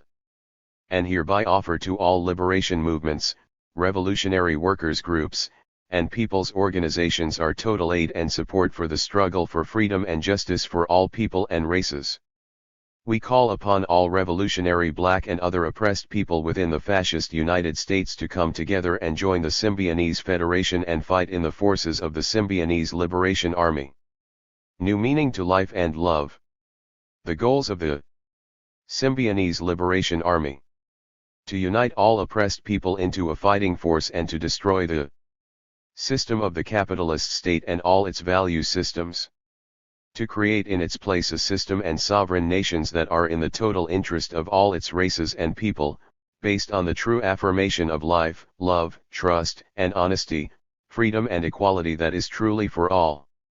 2. To assure the rights of all people to self-determination and the rights to build their own nation and government, with representatives that have shown through their actions to be in the interest of their people. To give the right to all people to select and elect their own representatives and governments by direct vote. 3. To build a People's Federated Council, who will be a male and female of each People's Council or sovereign nation of the Symbionese Federation of Nations, who shall be the representatives of their nations in the forming of trade pacts and unified defense against any external enemy that may attack any of the free nations of the Federation, and to form other aids to each other's needs. 4. To aid and defend the cultural rights of all the sovereign nations of the Symbionese Federation, and to aid each nation in the building of educational and other institutions to meet and serve this need for its people. 5. To place the control of all the institutions and industries of each nation into the hands of its people. To aid sovereign nations of the Federation to build nations where work contributes concretely to the full interest and needs of its workers and the communal interest of its communities and its people and the mutual interest of all within the Federation of Nations. 6. To aid and defend the rights of all oppressed people to build nations which do not institute oppression and exploitation, but rather institute the environment of freedom and defend that freedom on all levels and for all of the people, and by any means necessary. 7. To give back to all people their human and constitutional rights, liberty, equality, and justice, and the right to bear arms in the defense of these rights. 8. To create a system where our aged are cared for with respect, love, appendix, and kindness, and aided and encouraged to become assets in their own ways to their nations and to their communal community. That the life that moves around them is not a frightening and murderous one, and where life is not a fear, but rather one of love and feeling and of unity. 9. To create a system and laws that will neither force people into nor force them to stay in personal relationships that they do not wish to be in, and to destroy all chains constituted by legal and social laws of the capitalist state which act as a reinforcing system to maintain this form of imprisonment. 10. To create institutions that will aid, reinforce, and educate the growth of our comrade women and aid them in making a new, true, and better role to live in life and in the defining of themselves as a new and free people. 1. To create new forms of life and relationships that bring true meanings of love to people's relationships, and to form communes on the community level and bring the children of the community into being the responsibility of the community, to place our children in the union of real comradeship and in the care and loving interest of the revolutionary community.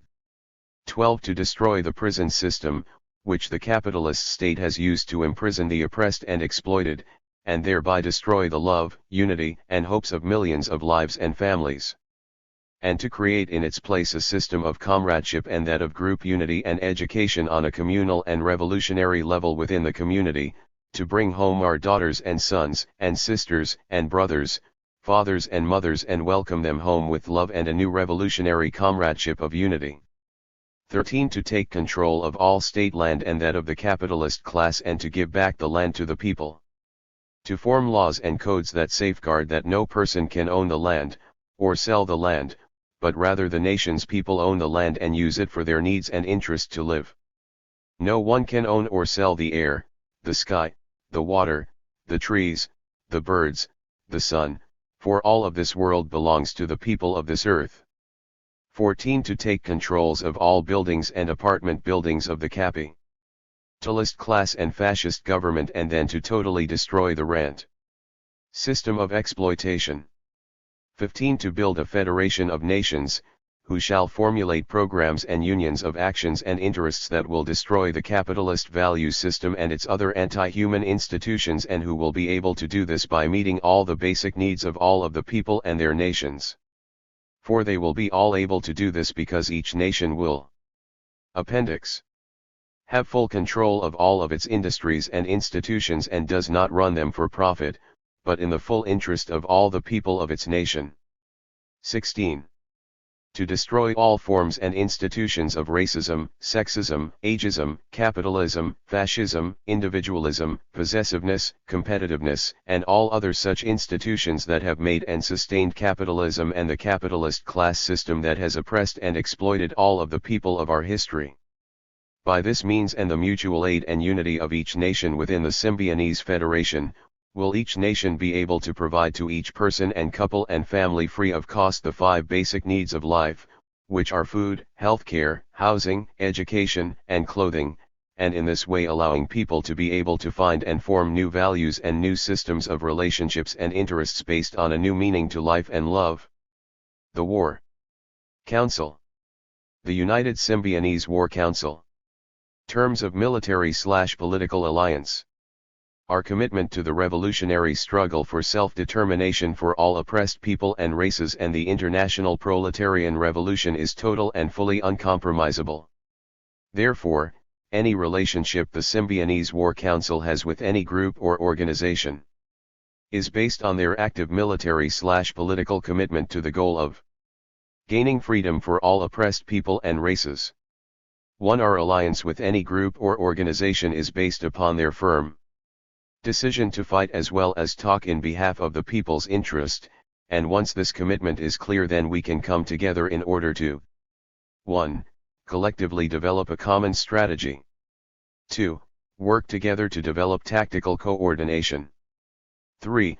Assist each other in developing the abilities and talents of all the members of the Symbionese War Council and to analyze the strengths and weaknesses of the leadership in order to constantly better all aspects of the ability and actions of the War Council, and its individual leadership from other organizations. 2. Command positions of the War Council are subject to the approval of all members of the Council, based upon the military/political thinking and ability of the presented officer to work with others in the interest of freedom for all people and races. 3. Command positions in the War Council are not appointed by one who knows, one's sex, one's color, or by the group or organization one belongs to, but only by one's courage, determination, intelligence, aggressive initiative, and capability as a leader and one's military/political thinking. 4. All members of the War Council are expected and fully are responsible for the military/political leadership of the SLA. They must fight and speak for the people, and this must be understood clearly by all members. 5. No member of the War Council can elect or select himself or herself to a position such as the head of a government or people's council. The War Council is totally an alliance of war against the common enemy. Appendix. The people themselves shall have and hold the only right to select and elect their governments and government heads of state. 6. It is not the policy of the War Council to rip off leadership or membership from other organizations, but rather it is the policy of the War Council to aid and support the development and education of leadership to fulfill truly its responsibility to the people, and to allow the collective intelligence, leadership, and resourcefulness of the leadership from different organizations and groups to flourish together and grow together, thereby forming an area where the collective interests and needs as well as weaknesses and strengths of each can benefit each in the common struggle to liquidate the common enemy. 7. A successful military force is a necessity for actualizing political goals, and must therefore be held as a priority. Therefore, the true assistance in the supplying of military equipment, materials, finances, and personnel is of the utmost importance. Once these forces have fully committed themselves to open and total warfare against the common enemy, and members of the War Council must understand this clearly. 8. Leadership of any group of organization which is truly committed and in agreement with the goals of the SLA and the terms of military/political alliance may be presented to the War Council. However, the presented officer's membership is not confirmed until it is verified that prior to presentation for membership a combat action has been taken part in by that group or organization within the past 12 months. 9. Once the War Council collectively agrees to an action or plan of strategy, then that action shall be understood as an action of the SLA, and not of any single group or organization. Just as the fingers cannot call themselves a fist, and the fist cannot call itself the fingers. From time to time the membership on the War Council may disagree upon a particular action or strategy. When in disagreement, that particular membership need not participate in the SLA action, but membership on the War Council is maintained only as long as all commitments made to the collective Symbionese War Council are continued to be fully adhered to. It is the disagreeing group or organization's responsibility to, on its own, prove out their ideas in order to change or modify its own or the collective War Council's direction. 10. It is the policy of the War Council not to involve itself in the internal political affairs of disagreements that may result within different organizations or groups. However, the War Council recognizes and accepts membership to the Council of any military/political unit, cell, or organization that qualifies and shall recognize them as true representatives of that particular organization or group. It is the collective policy of the War Council that the failure of the elected leadership to fulfill her or his revolutionary responsibility as far as the war willing to die. Tactical Support Units. Each cell of the SLA Tactical Support Units is composed of elements of other organizations and groups and individuals. Under the strategy of the SLA, it is totally impossible to follow the egotistic aspirations of many leaders of political organizations, since they continue to organize new organizations every time one falls apart, when they fail to understand that the people always organize to fight the enemy. When leaders fail to start the fight, then the people fall from that organization. To continue in this manner is totally reactionary, egotistic, opportunist and anti-revolutionary, since to do so only allows for the continued grouping and regrouping of the same revolutionary people for the fight that never comes and with the only purpose of organizing. This is totally anti-revolutionary, for within the true purpose of revolution there is only two deep purposes: to destroy the enemy and free the people. This in itself means the need for an army of the people that fights the enemy. In order to organize, one must organize in support of something. One does not organize in support of having or belonging to or just to organize, but rather one must have a purpose to organize around, and since in revolution it is the purpose to organize to fight the enemy and to support those who fight on the front lines, it is then clear that the people organize to fight and destroy the enemy. They do not organize to fight the enemy and then, when it comes time to fight, claim that to fight the enemy will endanger the organization, for this would show them to be lovers of positions and the organization and not true revolutionaries who love the people and children. Since you, as members of the people, have organized to fight the enemy, for the reason that you are and do love the people, then it is clear to you where your true responsibility is, and that it is to join and support those who are in the front lines fighting the enemy of us all, regardless of what color, group, or organization they belong to, for the people are just this: they are not organization or color or group, they are the oppressed, exploited, and the murdered, they are those we love, and for whom we, if needed, are willing to die. They are our children. Therefore, it is now for you as lovers of the people to select in what area you are able and willing to fight in or give support to, either in 7 aims. Umoja. La Unidad, unity. To strive for and maintain unity in our household, our nation, and in the Symbionese Federation. Cujacagulia, la libre determination, self-determination, to define ourselves, name ourselves, speak for ourselves and govern ourselves. Ujima, trabajo colectivo y responsabilidad, collective work and responsibility, to build and maintain our nation and the Federation together by making our brothers and sisters and the Federation's problems our problems and solving them together. Ujama, producción cooperativa, cooperative production, to build and maintain our own economy from our skills and labor and resources, and to ensure ourselves and other nations that we all profit equally from our labor. Nia, propósito, purpose, to make as our collective vocation the development and liberation of our nation, and all oppressed people, in order to restore our people and all oppressed people to their traditional greatness and humanity. Kumba, creativo, creativity. To do all we can, as best we can, in order to free our nation and defend the Federation and constantly make it and the earth that we all share more beautiful and bani. Official. Imani, faith, to believe in our unity, our leaders, our teachers, our people, and in the righteousness and victory of our struggle and the struggle of all oppressed and exploited people. Meaning of the Cobra symbol. The emblem of the Symbionese Liberation Army is 170,000 years old, and it is one of the first symbols used by people to signify God and life. The two bottom heads on each side of the cobra represent the 4 principles of life, the sun, the moon, the earth, and the water. The three center heads represent God and the universe, and are called the Godhead.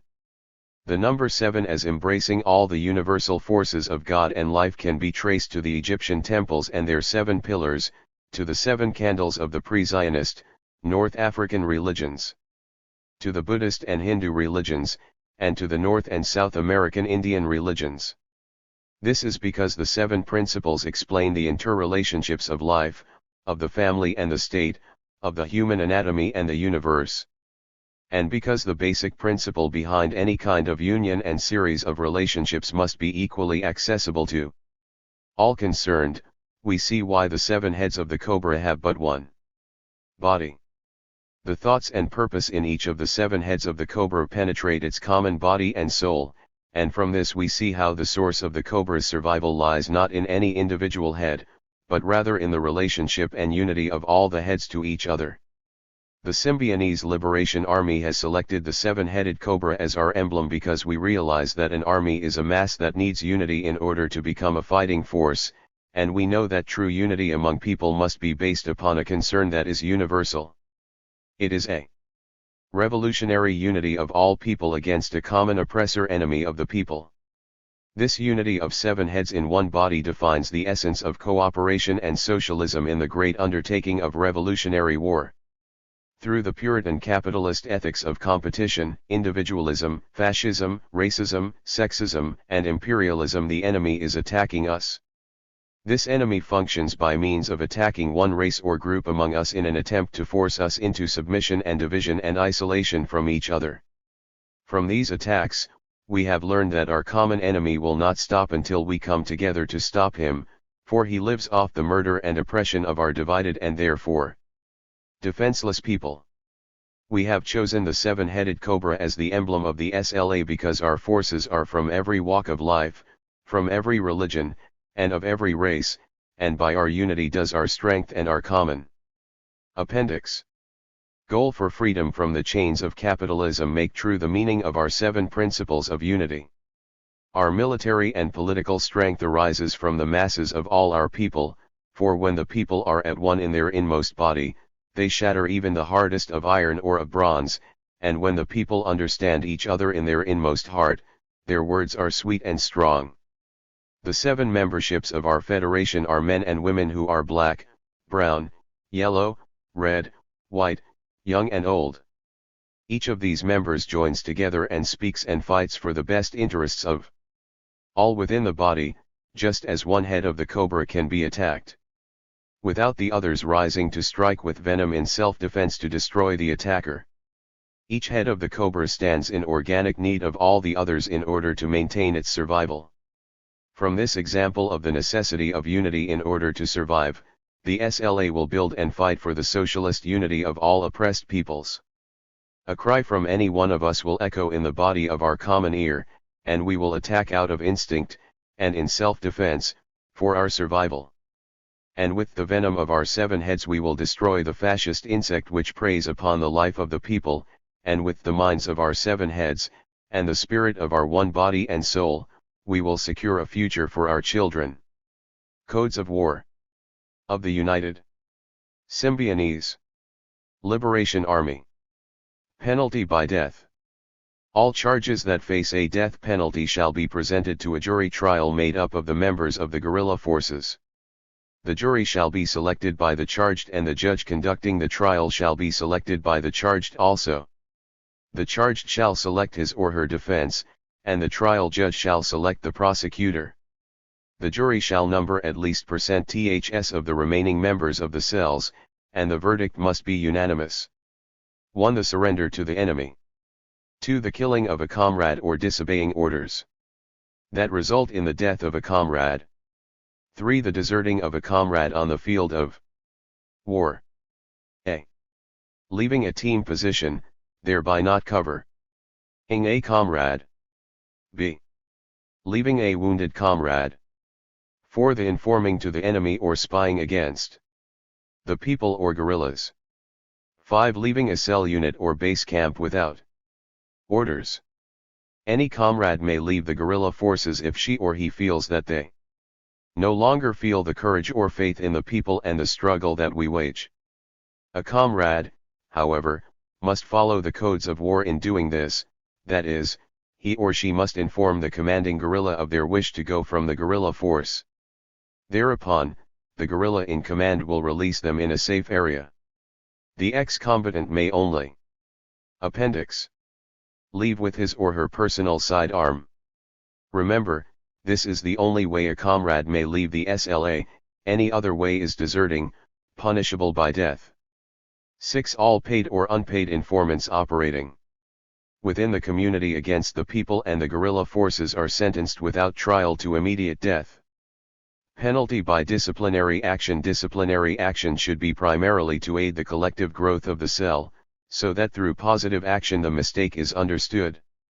All charges that face disciplinary action shall be under the full control of the guerrilla in command, and she or he shall weigh all evidence and shall decide the verdict, and if needed, direct the disciplinary action to be taken by the charged comrade necessary to direct him or her.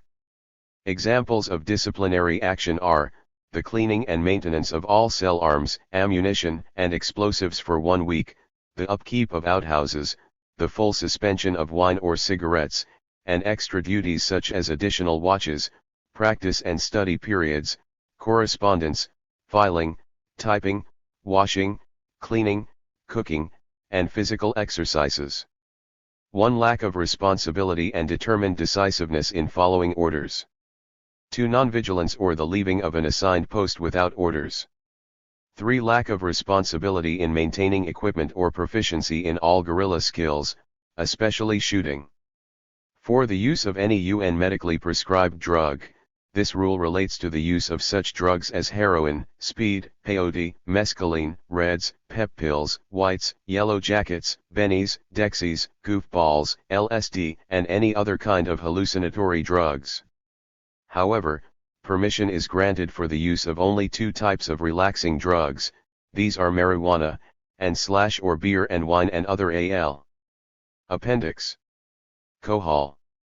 This permission is only granted when approved by the guerrilla in command, and with very restraining use only. No officer may grant the use of any of these said drugs to the full number of forces under his or her command. If this permission is granted, only half the force will be allowed to take part, while the other half will stand guard duty. The past has shown once true revolutionaries have seriously undertaken revolutionary arms struggle, marijuana and alcohol are not used for recreational purposes or to dilute or blur the consciousness of reality, but very small amounts for medicinal purposes to calm nerves under times of tension, not to distort reality.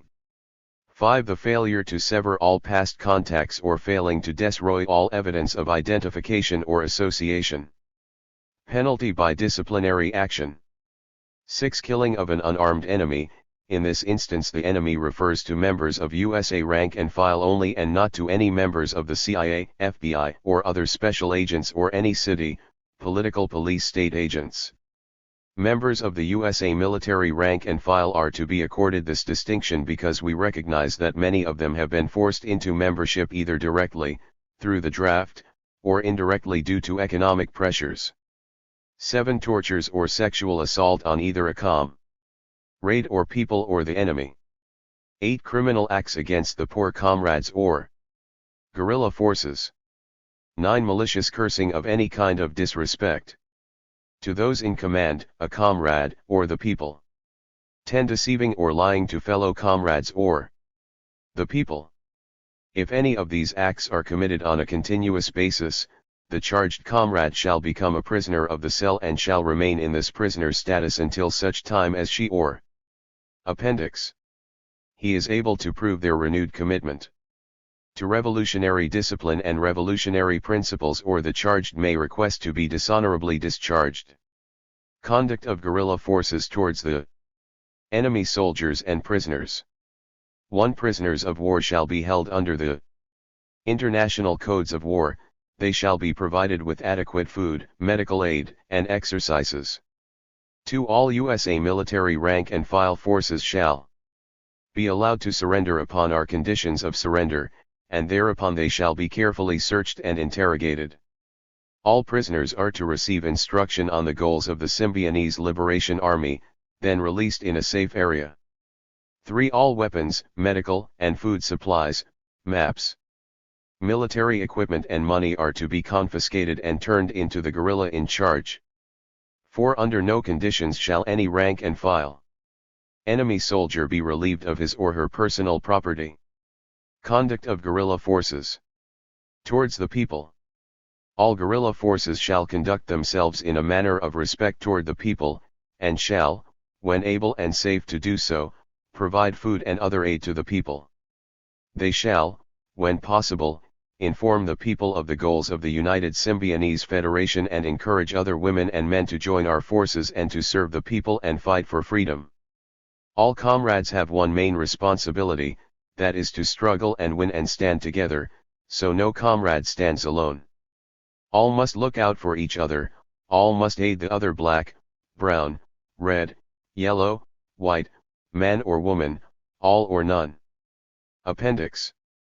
This document may change from time to time, so officers are requested to follow the changes with discipline. To those who would bear the hopes and future of the people, let the voice of their guns express the word of freedom. Gen. Field Marshal. SLA. CIN.